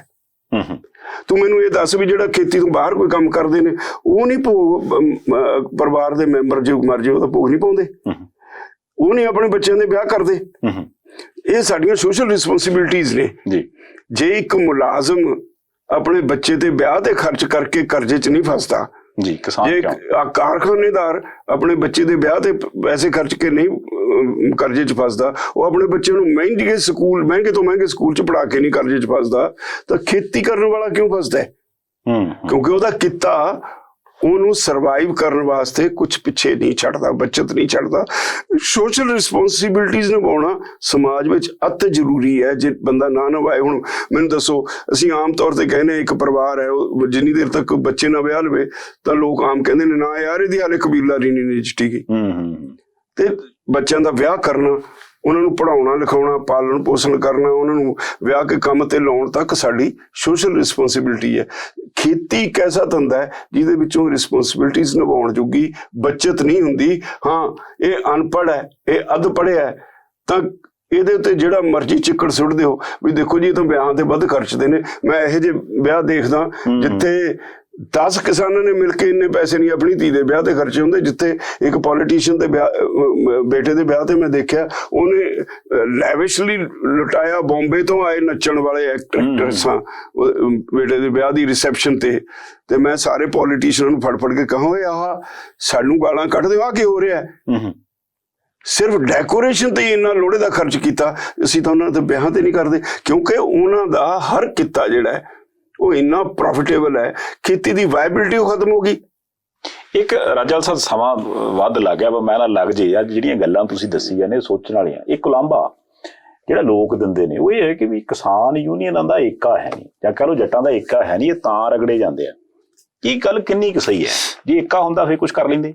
ਦੇਖੋ ਸਾਡੀ ਇੱਕ ਤਾਂ ਇਹ ਮਿੱਟੀ 'ਚ ਮੈਨੂੰ ਤਾਂ ਲੱਗਦਾ ਕੋਈ ਹੈਗਾ। ਮੇਰੇ ਵਰਗਾ ਬੰਦਾ, ਮੈਨੂੰ ਤਾਂ 51 ਸਾਲ ਹੋ ਗਏ, ਇਹ ਨਹੀਂ ਵੀ ਮੈਨੂੰ ਕਿਤੇ ਕੁਝ ਮਿਲਿਆ ਨਹੀਂ, ਆਫਰ ਨਹੀਂ ਹੋਈ, ਪਤਾ ਨਹੀਂ ਮੈਨੂੰ ਮੇਰੇ ਤੇ ਕਿਉਂ ਅਸਰ ਸੀ ਕੁਝ ਐਸੇ ਲੋਕਾਂ ਦਾ, ਮੈਂ ਕੁਝ ਐਕਸੈਪਟ ਹੀ ਨਹੀਂ ਕੀਤਾ। ਮੈਨੂੰ ਸਿਰਫ ਤੇ ਸਿਰਫ ਕਿਸਾਨ ਯੂਨੀਅਨ 'ਚ ਕੰਮ ਕਰਨਾ ਸਕੂਨ ਦਿੰਦਾ ਹੈ ਜੀ। ਮੇਰੇ ਫਾਦਰ ਅਨਪੜ੍ਹ ਸੀ, ਮੈਨੂੰ ਯਾਦ ਹੈ, ਮੈਂ ਕਈ ਵਾਰੀ ਮਾਣ ਨਾਲ ਕਹਿਣਾ ਹੁਣ ਆਪਣੇ ਸਾਥੀਆਂ ਨੂੰ ਜਿਨ੍ਹਾਂ ਦੇ ਸਾਹਮਣੇ ਸਾਰਾ ਕੁਝ ਵਾਪਰਿਆ, ਮੈਂ ਕਿਹਾ ਇੱਕ ਅਨਪੜ੍ਹ ਜੱਟ ਦਾ ਪੁੱਤ 3 ਪ੍ਰਧਾਨ ਮੰਤਰੀਆਂ ਨੂੰ ਘੁਰਕੀ ਦੇ ਬਾਂਸ ਲੈਣਾ, ਹੋਰ ਮੈਨੂੰ ਕੋਈ ਚਪੜਾਸੀ ਨੂੰ ਘੂਰ ਕੇ ਦਿਖਾਓ। ਮੈਂ ਪ੍ਰਾਈਮ ਮਿਨਿਸਟਰ ਘੂਰਿਆ, ਮੈਂ ਇੰਦਰਾ ਗਾਂਧੀ ਘੂਰੀ ਹੈ, ਮੈਂ ਕਿਹਾ ਹੋਰ ਕੀ ਲੈਣਾ? ਇੱਥੋਂ ਸਕੂਨ ਮਿਲਦਾ ਹੈ। ਪਰ ਹੁਣ ਉਨਾ ਹੀ ਦੁੱਖ ਅੱਜ ਲੱਗਦਾ ਜਿਹੜੀ ਤੁਸੀਂ ਇਹ ਗੱਲ ਕਰਦੇ ਹੋ ਨਾ, ਇਹ ਕੁਛ ਦੇਰ ਤਾਂ ਚੱਲਿਆ ਕੰਮ। ਅਨਫੋਰਚੂਨੇਟ ਪਹਿਲੂ ਇਹ ਸੀ ਵੀ ਕੁਝ ਪੋਲੀਟੀਕਲ ਪਾਰਟੀਆਂ ਨੂੰ ਕਿਸਾਨਾਂ ਦਾ ਇਹ ਇੱਕ ਤਕੜੀ ਮਜ਼ਬੂਤ ਜਥੇਬੰਦੀ ਉਹਨਾਂ ਨੂੰ ਪਸੰਦ ਨਾ ਆਈ। 80s ਦੇ ਵਿੱਚ ਉਦੋਂ ਤੱਕ ਇਹ ਸੀ ਵੀ ਜਦੋਂ ਅਸੀਂ ਇਕੱਠੇ ਹੁੰਦੇ ਸੀ ਸਾਡੀ ਤੂਤੀ ਬੋਲਦੀ ਸੀ, ਅਸੀਂ ਜੋ ਕਹਿੰਦੇ ਸੀ ਉਹੀ ਹੁੰਦਾ ਸੀ। ਔਰ ਸਮਾਂ ਹੈ ਜਿਹਾ ਸੀਗਾ, ਅਸੀਂ ਇੱਕ ਵਾਰੀ 1 ਹਫ਼ਤਾ ਕਣਕ ਬੰਦ ਦਾ ਐਲਾਨ ਕਰਤਾ ਜੀ, ਅਸੀਂ ਕਿਤੇ ਡਾਂਗਾਂ ਲੈ ਕੇ ਨਹੀਂ ਖੜੇ। 1 ਹਫ਼ਤਾ ਇੱਕ ਦਾਣਾ ਨਹੀਂ ਸਰਕਾਰ ਖਰੀਦ ਸਕੀ, ਆਪਣੇ ਆਪ ਕਿਸਾਨ ਰੁਕ ਗਏ। ਤੇ ਇਹਨੇ ਪੋਲੀਟੀਕਲ ਪਾਰਟੀਆਂ ਦੇ ਵਿੱਚ ਹਲਚਲ ਮਚਾਤੀ। ਪੋਲੀਟੀਕਲ ਪਾਰਟੀਆਂ ਨੂੰ ਹੈ ਵੀ ਜੇ ਕੱਲ ਨੂੰ ਪੋਲੀਟੀਕਲ ਪਾਰਟੀ ਬਣਾ ਬੈਠੇ ਤੇ ਅਸੀਂ ਤਾਂ ਗਏ। ਬਿਲਕੁਲ ਸਹੀ। ਉਹਨਾਂ ਨੇ ਸਾਡੇ ਬਾਰੇ ਪ੍ਰਚਾਰ ਕਰਨਾ ਸ਼ੁਰੂ ਕਰਤਾ, ਇਹ ਬਕਾਊ ਮਾਲ, ਇਹ ਫਲਾਣੇ ਠੀਕ। ਫਿਰ ਸਾਡੇ ਤੇ ਇੱਕ CPI ML ਨੇ ਇੱਕ ਸਰਕੂਲਰ ਜਾਰੀ ਕੀਤਾ, ਸਾਡੇ ਕੋਲ ਹੈਗਾ ਪਿਆ। ਉਹਨੇ ਕਿਹਾ ਬਈ ਆਪਣੇ ਜਿਹੜੇ ਉਹਨਾਂ ਦਾ ਕੇਡਰ ਸੀਗਾ ਵੀ ਆਹ ਜਿਹੜੇ ਕਿਸਾਨ ਯੂਨੀਅਨ ਵਾਲੇ ਨੇ, ਅਸੀਂ 3 ਬੰਦੇ ਸੀਗੇ, ਸਾਨੂੰ ਯੂਨੀਅਨ ਦੀ ਤਿੱਕੜੀ ਕਹਿੰਦੇ ਸੀ ਟਰਾਇਓ, ਮੈਂ, ਅਜਮੇਰ ਸਿੰਘ ਲਖਵਾਲ ਤੇ ਭੁਪਿੰਦਰ ਸਿੰਘ ਮਾਨ। ਤੇ ਉਹ ਕਹਿੰਦੇ ਵੀ ਇਹ ਜਿਹੜੀ ਤਿੱਕੜੀ ਹੈ ਨਾ, ਇਹ ਬਚਗਾਨਾ ਲੀਡਰਸ਼ਿਪ ਹੈ। ਅੱਛਾ ਜੀ। ਇਹਨਾਂ ਨੂੰ ਸਮਝ ਨਹੀਂ ਹੈ। ਕਿਸਾਨ ਇਹਨਾਂ ਦੇ ਪਿੱਛੇ ਹੋ ਗਿਆ, ਇਹਨਾਂ ਦੇ ਵਿੱਚ ਵੜ ਜਾਓ, ਸਮਾਂ ਆਉਣ ਤੇ ਪਾੜ ਪਾ ਕੇ ਨਿਕਲਣਗੇ। CPI-ML ਦਾ ਸਰਕੂਲਰ ਹੈ। ਮੈਂ ਬੜਾ ਕਹਿੰਦਾ ਹੁੰਦਾ ਸੀ 84 ਦੇ ਘਰਾਓ ਤੋਂ ਬਾਅਦ ਵੀ ਬਚੋ, ਕਾਮਰੇਡ ਤੁਹਾਡੇ ਮਗਰ ਲੱਗ ਗਏ, ਇਹ ਕੁਝ ਵੀ ਕਰਨਗੇ। ਹੋਇਆ ਉਹੀ, ਉਹਨਾਂ ਨੇ ਸਾਨੂੰ ਤੋੜਿਆ। ਅਜਮੇਰ ਸਿੰਘ ਲਖਵਾਲ ਸਾਡੇ ਨਾਲ ਪਟ ਲਿਆ ਔਰ ਪਹਿਲੀ ਵਾਰੀ ਜਥੇਬੰਦੀ ਉਦੋਂ ਟੁੱਟੀ। ਮੈਂ ਉਸ ਦਿਨ ਜਿੱਦਣ ਪਹਿਲੀ ਵਾਰੀ ਜਥੇਬੰਦੀ ਟੁੱਟੀ, ਮੈਂ ਉਹ ਤੋਂ ਪਹਿਲਾਂ 2-3 ਮੀਟਿੰਗਾਂ ਇਹਦੇ ਨਾਲ ਲਖਵਾਲ ਨੇ ਕਹੀਆਂ ਵੀ ਸਾਡੀ ਰਵਾਇਤ ਆ, ਉਹ ਰੱਖ ਭਰਾ, ਅਸੀਂ ਤੈਨੂੰ ਇਹ ਪ੍ਰਧਾਨ ਬਣਾ ਦਿੰਦੇ ਹਾਂ। ਇਹ ਸਾਨੂੰ ਹਾਂ ਵੀ ਇਹ ਨਾ ਕਰ, ਸਾਨੂੰ ਕੋਈ ਇਤਰਾਜ਼ ਨਹੀਂ ਤੇਰੇ ਤੇ, ਪਰ ਇਹ ਸਾਨੂੰ ਅਖੀਰ ਚ ਆ ਕੇ ਕਹਿੰਦਾ ਵੀ ਮੈਂ ਤਾਂ ਡਾਂਗ ਨਾ ਬਣਨਾ। ਬਹੁਤ ਵੱਡਾ ਇਕੱਠ ਹੋਇਆ ਚਤਰ ਸਿੰਘ ਪਾਰਕ ਚ ਲੁਧਿਆਣੇ, ਸਾਰਾ ਕੇਡਰ ਸਾਡਾ ਇਕੱਠਾ ਹੋਇਆ ਤੇ ਸਾਨੂੰ ਨਹੀਂ ਪਤਾ ਉਹ ਬੰਦੇ ਕਿਹੜੇ ਸੀ। ਜੇ ਤੁਸੀਂ ਜਥੇਬੰਦੀ ਚ ਕੰਮ ਕਰਦੇ ਜਿਹੜੇ ਰੋਜ਼ ਤੁਹਾਡੇ ਨਾਲ ਤੁਰੇ ਫਿਰਦੇ ਨੇ, ਤੁਹਾਨੂੰ ਪਛਾਣ ਹੁੰਦੀ ਹੈ, ਜੇ ਨਾਮ ਹੀ ਆਉਂਦਾ ਹੋਵੇ ਪਛਾਣ ਹੁੰਦੀ ਹੈ ਉਹਦੀ। ਤੇ ਉਦੋਂ ਪਤਾ ਨਹੀਂ ਉਹ ਕਿਹੜੇ ਲੋਕ ਸੀਗੇ, ਇੱਕ ਨੇ ਨਾਮ ਪੇਸ਼ ਕਰਤਾ ਬੰਦੂਕਾਂ ਜੀਆਂ ਵਾਲੇ, ਦੂਏ ਨੇ ਕਹਿਤਾ ਸੈਕਿੰਡ ਕਰਤਾ, ਹੋ ਗਿਆ ਜੀ ਹੋ ਗਿਆ। ਇਹ ਸਾਨੂੰ ਕਹਿੰਦਾ ਮੈਂ ਬਣ ਗਿਆ ਪ੍ਰਧਾਨ, ਹੁਣ ਮੈਂ ਚੱਲਿਆ ਦਫ਼ਤਰ ਨੂੰ, ਜੇ ਹਿੰਮਤ ਹੈ ਉਧਰ ਨੂੰ ਮੂੰਹ ਕਰਕੇ ਦਿਖਾਇਓ। ਅਸੀਂ ਹੱਸ ਕੇ ਬੈਠੇ ਰਹੇ, ਕੁਝ ਦੇਰ ਬੈਠੇ ਰਹੇ, ਉਹ ਤੋਂ ਬਾਅਦ ਅਸੀਂ ਉੱਠ ਕੇ ਤੁਰ ਪਏ। ਮੈਂ ਜਾਣ ਵੇਲੇ ਰਸਤੇ ਜਦ ਇਹ ਸਾਨੂੰ ਜਵਾਬ ਦੇ ਗਿਆ, ਅਸੀਂ ਗੁਰੂ ਘਰ 'ਚ ਬੈਠ ਕੇ ਇਹਦੇ ਨਾਲ ਮੀਟਿੰਗ ਕੀਤੀ ਸੀ। ਮੈਂ ਭੁਪਿੰਦਰ ਸਿੰਘ ਮਾਨ ਨੂੰ ਕਿਹਾ ਵੀ ਮਾਨ ਸਾਹਿਬ, ਇੱਥੇ ਕਿਹੜੀ ਤਨਖਾਹ ਲੱਗੀ ਹੈ? ਭਲਾ ਹੋਇਆ ਮੇਰਾ ਚਰਖਾ ਟੁੱਟਾ, ਜਿੰਦ ਜਾਬੋ ਛੁੱਟੀ ਮੈਨੂੰ ਅੱਜ ਵੀ ਯਾਦ ਹੈ। ਅਸੀਂ ਕਟਾਣੀ ਲੱਗ ਗਏ ਸੀ, ਮੈਂ ਉਹਨੂੰ ਇਹ ਕਿਹਾ ਯਾਰ ਛੱਡ ਪਰੇ, ਇਹਨੂੰ ਬਣ ਜਾਣ ਦੇ, ਆਪਾਂ ਆਪਣੇ ਨਿਆਣੇ ਪਾਲੋ। ਅਸੀਂ ਤਿਆਰ ਹੋ ਕੇ ਚਲੇ ਗਏ। ਉੱਥੇ ਜਾ ਕੇ ਉਹੀ ਹੋ ਗਿਆ, ਬਣ ਗਿਆ। ਜਦੋਂ ਚਲਾ ਗਿਆ ਸੀ, ਥੋੜੀ ਦੇਰ ਬਾਅਦ ਬੈਠ ਬੂਠ ਕੇ ਜਦ ਨਿਕਲੇ, ਉਦੋਂ ਸਿੰਗਲ ਹੁੰਦੀ ਸੀ GT ਰੋਡ, ਹਜੂਮ ਆਇਆ, ਉਹਨਾਂ ਨੇ ਸਾਨੂੰ ਅੱਗੇ ਆ ਕੇ ਘੇਰ ਲਿਆ। ਕਿੱਥੇ ਚੱਲੇ? ਅਸੀਂ ਕਿਹਾ ਵੀ ਹੁਣ ਅਜਮੇਰ ਸਿੰਘ ਬਣ ਗਿਆ ਪ੍ਰਧਾਨ, ਅਸੀਂ ਚੱਲੇ ਆਪਣੇ ਘਰਾਂ ਨੂੰ। ਕਹਿੰਦੇ ਫਿਰ ਅਸੀਂ, ਉਹਨੇ ਤਾਂ ਜਿਹੜਾ ਕੋਈ ਕਰਨਾ ਸੀ ਕਰ ਲਿਆ, ਅਸੀਂ ਜਿਹੜੇ ਤੁਹਾਡੇ ਕਹੇ ਤੇ ਜੇਲ੍ਹਾਂ ਨੂੰ ਤੁਰ ਪੈਂਦੇ ਹਾਂ, ਅਸੀਂ ਕਿਹੜੇ ਖੂਹ 'ਚ ਡਿੱਗੇ? ਅੱਛਾ, ਸਾਨੂੰ ਕੋਈ ਹੱਲ ਦੱਸੋ। ਕੋਈ ਸਾਡੀ ਸੁਣੀ ਨਾ, ਪੰਗਾ ਪੈ ਗਿਆ। ਫੇਰ ਬਹਿ ਗਏ, ਫੇਰ ਬੈਠੇ। ਮੈਂ ਕਹਾ ਮੈਂ ਨਹੀਂ ਪ੍ਰਧਾਨ ਬਣਨਾ, ਭੁਪਿੰਦਰ ਸਿੰਘ ਮਾਨ ਕਹੇ ਮੈਂ ਨਹੀਂ ਪ੍ਰਧਾਨ ਬਣਨਾ। ਲੋਕੀ ਕਹਿਣਗੇ ਤਾਂ ਪ੍ਰਧਾਨਗੀ ਵਾਸਤੇ ਲੜਦੇ ਨੇ। ਸਰ ਬਲਦੇਵ ਸਿੰਘ ਮੀਆਂਪੁਰ ਸਾਡੇ ਖਜ਼ਾਨਚੀ ਹੁੰਦੇ ਸੀ ਜਦੋਂ ਇਕੱਠੀ ਸੀ ਯੂਨੀਅਨ ਜੀ। ਅਸੀਂ ਉਹਨੂੰ ਤਿਆਰ ਕੀਤਾ ਵੀ ਭਰਾ ਤੂੰ ਪ੍ਰਧਾਨ ਬਣ ਜਾ, ਕੰਮ ਅਸੀਂ ਕਰਾਂਗੇ। 2 ਹੋ ਗਈਆਂ ਜੀ। ਜਿਨ੍ਹਾਂ ਨੇ ਸਾਨੂੰ ਤੋੜਿਆ ਸੀ ਉਹ ਲਖਵਾਲ ਨਾਲ ਚਲੇ ਗਏ, ਸਾਰੇ ਕਾਮਰੇਡ ਜੀ। ਪਿਸ਼ੌਰਾ ਸਿੰਘ ਸਿੱਧੂਪੁਰ, ਉਹ ਸਾਰੇ ਉਧਰ ਚਲੇ ਗਏ। 2 ਮਹੀਨੇ ਨਹੀਂ ਲੰਘੇ, ਉਹਨੇ ਉਹ ਸਾਰੇ ਕੱਢਤੇ ਅਜਮੇਰ ਸਿੰਘ ਨੇ। ਉਹਨਾਂ ਨੇ ਦੇਖਿਆ ਵੀ ਤਾਂ ਸਾਡਾ ਵੀ ਭੋਗ ਪਾਤਾ ਇਹਨੇ। ਉਹਨਾਂ ਨੇ ਇੱਕ ਏਕਤਾ ਕਮੇਟੀ ਬਣਾ ਲਈ। ਅੱਛਾ ਜੀ। ਉਹ ਏਕਤਾ ਕਮੇਟੀ ਸਾਨੂੰ ਸੱਦ ਲਿਆ ਕਰੇ ਵੀ ਤੁਹਾਡੀ ਏਕਤਾ ਕਰਾਉਣੀ ਹੈ। ਸਾਲ 1.5 ਸਾਲ ਏਕਤਾ ਕਮੇਟੀ ਦੀਆਂ ਖਬਰਾਂ ਛਪੀ ਗਈਆਂ ਜੀ। ਹੁਣ ਜਿਹੜਾ ਭੱਜੇ ਉਹ ਬਦਨਾਮ ਹੋਵੇ ਕੁਛ ਨਾ, ਉਹ ਕਹਿ ਦੇਣ ਜੀ ਨੇੜੇ ਲੱਗੀ ਆ ਗੱਲ, ਫੈਸਲਾ ਕਰਾ ਦੇਣਾ। ਜਦੇ ਪਤਾ ਲੱਗਿਆ ਭਾਰਤੀ ਕਿਸਾਨ ਯੂਨੀਅਨ ਏਕਤਾ ਬਣ ਗਈ, ਸਿੱਧੂਪੁਰ ਬਣ ਗਿਆ ਉਹਦਾ ਪ੍ਰਧਾਨ। ਉਹ ਸਿੱਧੂਪੁਰ ਜਦੋਂ ਮੇਰੇ ਕੋਲ ਆਇਆ ਕਰੇ, ਮੈਂ ਉਹਨੂੰ ਘਰੋਂ ਤੋਰਿਆ ਸੀ। ਉਹ ਮੇਰੇ ਗੋਡੀ ਹੱਥ ਲਾ ਕੇ ਜਦੋਂ ਮਿਲਿਆ ਕਰੇ ਨਾ, ਮੈਂ ਉਹਨੂੰ ਕਹਿਣਾ ਵੀ ਤੈਨੂੰ ਇਤਿਹਾਸ ਨੇ ਮਾਫ ਨਹੀਂ ਕਰਨਾ, ਤੂੰ ਬਹੁਤ ਵੱਡਾ ਪਾਪ ਕੀਤਾ। ਉਹ ਮੈਨੂੰ ਕਿਹਾ ਕਰੇ ਰਾਜੇਵਾਲ ਸਾਹਿਬ ਤੁਸੀਂ ਮੇਰੇ ਉਸਤਾਦ ਹੋ, ਮੈਂ ਤੁਹਾਨੂੰ ਕੁਛ ਨਹੀਂ ਕਹਿਣਾ, ਤੁਸੀਂ ਜੋ ਮਰਜ਼ੀ ਕਹਿ ਲਓ, ਪਰ ਮੇਰੀ ਹਰ ਵਾਰੀ ਇੱਕ ਜੰਮਦੀ ਹੈ। ਇਹ ਉਹਦੀ ਆਮ ਗੱਲ ਸੀ। ਔਰ ਹੋਇਆ ਵੀ ਇਹ ਅਸਲ ਵਿੱਚ ਮੈਂ ਸਮਝਦਾ ਵੀ ਉਹਨਾਂ ਨੇ ਮੈਸੇਜ ਦੇਣ ਵਾਸਤੇ ਕਿਸਾਨੀ 'ਚ ਵੀ ਬਹੁਤ ਜਥੇਬੰਦੀਆਂ ਹੋ ਗਈਆਂ। ਹੁਣ ਕੁਛ ਨਹੀਂ ਹੋ ਸਕਦਾ, ਇੱਕ ਸਟੇਜ ਤੇ 22 ਜਥੇਬੰਦੀਆਂ ਹੋ ਗਈਆਂ। ਮੈਨੂੰ ਅੱਛਾ, ਇੱਕ ਚੀਜ਼ ਦਾ ਤੁਸੀਂ ਇਹਦੇ 'ਚ ਕਹਾਣੀ ਦੱਸੀ, ਚਲੋ ਤੁਸੀਂ ਇੱਕ ਪਾਰਟੀ ਦਾ ਨਾਂ ਲੈਤਾ, ਇਹਦਾ ਮਤਲਬ ਕਿਸਾਨ ਯੂਨੀਅਨ ਨੂੰ ਤੋੜਨ ਦੇ ਲਈ ਜਾਂ ਉਹਨਾਂ ਦੇ ਵਿੱਚ ਆਪਣੇ ਬੰਦੇ ਫਿੱਟ ਕਰਨ ਵਾਲਾ ਕੰਮ ਸਰਕਾਰਾਂ ਵਾਲੇ ਪਾਸਿਓਂ ਚੱਲਿਆ, ਤੁਸੀਂ ਇਹਦੇ ਲਈ ਟਾਰਗੇਟ ਹੋਏ, ਇਹ ਚੀਜ਼ ਮੰਨਦੇ। ਤੇ ਹੁਣ ਜੀ ਅੱਜ ਦੁਬਾਰਾ ਕਿਸਾਨੀ ਮੁੜ ਤੋਂ ਫਿਰ ਉੱਥੇ ਆ ਕੇ ਖੜ ਗਈ ਕਿ ਵੀ ਯਾਰ ਹੁਣ ਤਾਂ ਲੁੱਟੇ ਪੁੱਟੇ ਚੱਲੇ, ਅੱਜ ਆਪਾਂ ਨੂੰ ਇੱਕ ਹੋਣਾ ਪੈਣਾ। ਤੇ ਹੁਣ ਕੋਈ ਆਸ ਉਮੀਦ ਨਜ਼ਰ ਆਉਂਦੀ ਹੈ ਵੀ ਸ਼ਾਇਦ ਕੁਝ ਗੱਲ ਬਣ ਜੇ, ਕਿ ਅਜੇ ਵੀ ਦਿਲ ਤੋਂ ਨਿਰਾਸ਼ ਹੋ? ਨਹੀਂ, ਮੈਂ ਪਰਸਨਲੀ ਤਾਂ ਦੁਖੀ ਹਾਂ, ਕਿਉਂਕਿ ਇੱਕ ਫੈਸ਼ਨ ਹੋ ਗਿਆ ਜੀ। ਕਿਉਂਕਿ ਹੁਣ ਸਾਰਿਆਂ 'ਚ ਇਕੱਠੇ ਬੈਠਣਾ ਪੈਂਦਾ। ਮੈਂ ਮਾਫ ਕਰਨਾ, ਮੈਨੂੰ ਉਹਦੀ ਕੋਈ ਤਕਲੀਫ ਨਹੀਂ, ਉਹਨਾਂ ਦੇ ਨਾਲ ਬੈਠਣ ਦੀ ਕੋਈ ਤਕਲੀਫ ਨਹੀਂ। ਅਸੀਂ ਹੋ ਗਏ ਬੁੱਢੇ ਜੀ। ਮੈਨੂੰ ਅਫਸੋਸ ਇਸ ਗੱਲ ਦਾ, ਕੋਈ ਪੜ੍ਹਦਾ ਨਹੀਂ। ਲੌਜੀਕ ਨਾਲ ਗੱਲ ਨਹੀਂ। ਜਿੱਥੇ ਅਸੀਂ ਅੱਜ ਆ ਗਏ, ਜਿੱਥੇ ਹੁਣ ਖੇਤੀ ਖੜੀ ਹੈ, ਸਰਕਾਰ ਨੂੰ ਆਵਾਜ਼ ਕਰਨਾ, ਰੋਜ਼ ਕੁਛ ਨਾ ਕੁਛ ਪੜ੍ਹਨਾ ਪੈਂਦਾ ਹੈ। ਜੇ ਤੁਸੀਂ ਸਰਕਾਰ ਤੇ ਤਿੱਖੀ ਅੱਖ ਰੱਖਣੀ ਹੈ ਤਾਂ ਤੁਹਾਨੂੰ ਜੋ ਕੁਝ ਛਪ ਰਿਹਾ ਹੈ, ਅਖਬਾਰਾਂ 'ਚ ਛਪਦਾ ਹੈ, ਮੈਗਜ਼ੀਨ 'ਚ ਛਪਦਾ ਹੈ, ਜਾਂ ਤੁਹਾਡੇ ਇੱਦਾਂ ਸੋਰਸਿਸ ਹੋਣੇ ਚਾਹੀਦੇ। ਹੁਣ ਮੈਂ ਇੰਨੀ ਦੇਰ ਤੋਂ, ਚਲੋ ਵਾਹਿਗੁਰੂ ਮਿਹਰ ਕਰੇ, ਮੇਰੇ ਤੇ ਮੇਰਾ ਇੱਕ ਸਾਰੀ ਉਮਰ ਲਾਉਣ ਕਰਕੇ ਵਿਸ਼ਵਾਸ ਹੋ ਗਿਆ। ਬਹੁਤ ਸਾਰੇ ਅਫਸਰ ਨੇ ਜਿਹੜੇ ਹੇਠਾਂ ਤੋਂ ਕੰਮ ਕਰਦੇ, ਜਦੋਂ ਭਰਤੀ ਹੋਏ ਸਾਡੇ ਜਥੇਬੰਦੀ 'ਚ ਹੋਣ ਤੋਂ ਬਾਅਦ, ਉਹ ਹੁਣ ਟੌਪ ਤੇ ਗਏ ਹੋਏ ਨੇ ਜੀ, ਜਿਹੜੇ ਕੁਛ ਹਮਦਰਦੀ ਰੱਖਦੇ ਨੇ ਕਿਸਾਨਾਂ ਨਾਲ। ਉਹ ਕੋਈ ਨਾ ਕੋਈ ਡਾਕੂਮੈਂਟ ਮੈਨੂੰ ਦੇ ਦਿੰਦੇ ਨੇ ਵੀ ਇਹਦਾ ਕੁਛ ਬਣੂ, ਕਰ ਲਓ, ਔਰ ਕਰਨਗੇ। ਜਿਹੜੀ ਮੈਂ ਤੁਹਾਨੂੰ ਦੱਸਿਆ ਪ੍ਰਾਈਮ ਮਿਨਿਸਟਰ ਦਫ਼ਤਰ ਦੀ ਚਿੱਠੀ ਚੀਫ ਮਿਨਿਸਟਰ ਨੂੰ ਮੈਨੂੰ ਕਿਸੇ ਨੇ ਦਿੱਤੀ, ਔਰ ਉਹਦੇ ਉੱਤੇ ਜਿਹੜੀ ਸੀ ਨਾ ਨੋਟਿੰਗ, ਉਹਦੇ ਉੱਤੇ ਉਹਨਾਂ ਨੇ ਕਾਗਜ਼ ਰੱਖ ਕੇ ਫੋਟੋਕਾਪੀ ਕਰਤੀ। ਅੱਛਾ ਜੀ। ਤਾਂ ਇਸ ਤਰ੍ਹਾਂ ਮਿਲ ਜਾਂਦਾ। ਹੁਣ ਜੇ ਤੁਸੀਂ ਆਪਣੀ ਕ੍ਰੈਡੀਬਿਲਿਟੀ ਸਾਬਤ ਕਰੋਗੇ, ਅੱਜ ਵੀ ਬਹੁਤ ਸਾਰੇ ਲੋਕ ਬੈਠੇ ਨੇ ਸਰਕਾਰਾਂ ਦੇ ਵਿੱਚ ਜਿਹੜੇ ਤੁਹਾਨੂੰ ਇਨਫੋਰਮੇਸ਼ਨ ਲੀਕ ਕਰਕੇ ਦਿੰਦੇ ਨੇ ਵੀ ਭਰਾ ਸਾਡਾ ਬਸ ਨਹੀਂ, ਤੁਸੀਂ ਕੁਝ ਕਰੋ। ਮਤਲਬ ਜਿਹੜੇ ਹਮਦਰਦੀ ਰੱਖਦੇ ਆ, ਹੁਣ ਲੋੜ ਹੈ ਕਿ ਵੀ ਕਿਸਾਨਾਂ ਵਾਲੇ ਪਾਸੋਂ ਕੋਈ ਨਵੀਂ ਪੀੜ੍ਹੀ, ਨਵੀਂ ਪਨੀਰੀ ਉੱਠੇ ਜਿਹੜੀ ਇਹ ਗਾਂ ਵਿਰਾਸਤ ਸਾਂਭੇ ਲੜਾਈ ਵਾਲੀ। ਉਹਦੇ ਵਿੱਚ ਇੰਨੀ ਕੁ ਜਿਹੜੀ ਹੋਣੀ ਚਾਹੀਦੀ ਹੈ, ਇੱਕ ਗੁਣ ਚਾਹੀਦਾ ਹੈ ਵੀ ਉਹ ਹਰੇਕ ਨੂੰ ਟੈਕਲ ਕਰਨਾ ਸਿੱਖ ਲਏ, ਵੀ ਇੱਕ ਅਫਸਰ ਨੂੰ ਕਿਵੇਂ ਟੈਕਲ ਕਰਨਾ ਹੈ, ਉਹਦੇ ਕੋਲੋਂ ਕਿਵੇਂ ਇਨਫੋਰਮੇਸ਼ਨ ਕਢਾਉਣੀ ਹੈ। ਬਹੁਤ ਸਾਰੇ ਸੋਰਸਿਸ ਹੁੰਦੇ ਉਹਨਾਂ ਨੂੰ ਤੋਂ ਇਨਫੋਰਮੇਸ਼ਨ। ਜੇ ਤੁਸੀਂ ਅੱਜ ਦੀ ਤਰੀਕ ਵਿੱਚ ਇਸ ਤਰ੍ਹਾਂ ਦੀ ਇਨਫੋਰਮੇਸ਼ਨ ਕਲੈਕਟ ਕਰਨ ਦਾ ਵਾਇਆ ਮੀਡੀਆ ਨਹੀਂ ਲੱਭੋਗੇ ਤਾਂ ਉਹ ਤਾਂ ਅੰਦਰ ਖਾਤੇ ਕਰ ਜਾਂਦੇ ਨੇ ਸਭ ਕੁਛ। ਤਾਂ ਇੱਕ ਤਾਂ ਇਹਦੀ ਕਮੀ ਮਹਿਸੂਸ ਹੁੰਦੀ ਹੈ ਬਹੁਤ। ਦੂਸਰੀ ਕਮੀ ਇਹ ਬਹੁਤ ਮਹਿਸੂਸ ਹੁੰਦੀ ਹੈ ਜਿਹੜੀ ਨਵੀਂ ਲੀਡਰਸ਼ਿਪ ਆ ਰਹੀ ਹੈ, ਉਹ ਇੱਕ ਨਾ ਜਿਵੇਂ ਫੈਸ਼ਨ ਹੋ ਗਿਆ ਵੀ ਕਿਸਾਨ ਯੂਨੀਅਨ ਬਣਾ ਲਓ ਜੀ, ਬਣਾ ਕੇ ਫਿਰ ਚਲੋ 2 ਸਾਲ ਕੰਮ ਕਰਾਂਗੇ, ਉਹਦੇ ਬਾਅਦ ਕਿਸੇ ਪਾਰਟੀ ਨੇ ਹੱਥ ਮਾਰ ਲੈਣਾ, ਉਧਰ ਸ਼ਾਮਲ ਹੋ ਜਾਵਾਂਗੇ, ਕਿਤੇ ਫਿੱਟ ਹੋ ਜਾਵਾਂਗੇ। ਹੁਣ ਇੱਕ ਸੌਖਾ ਤਰੀਕਾ ਇਹ ਵੀ ਲੱਭ ਗਿਆ।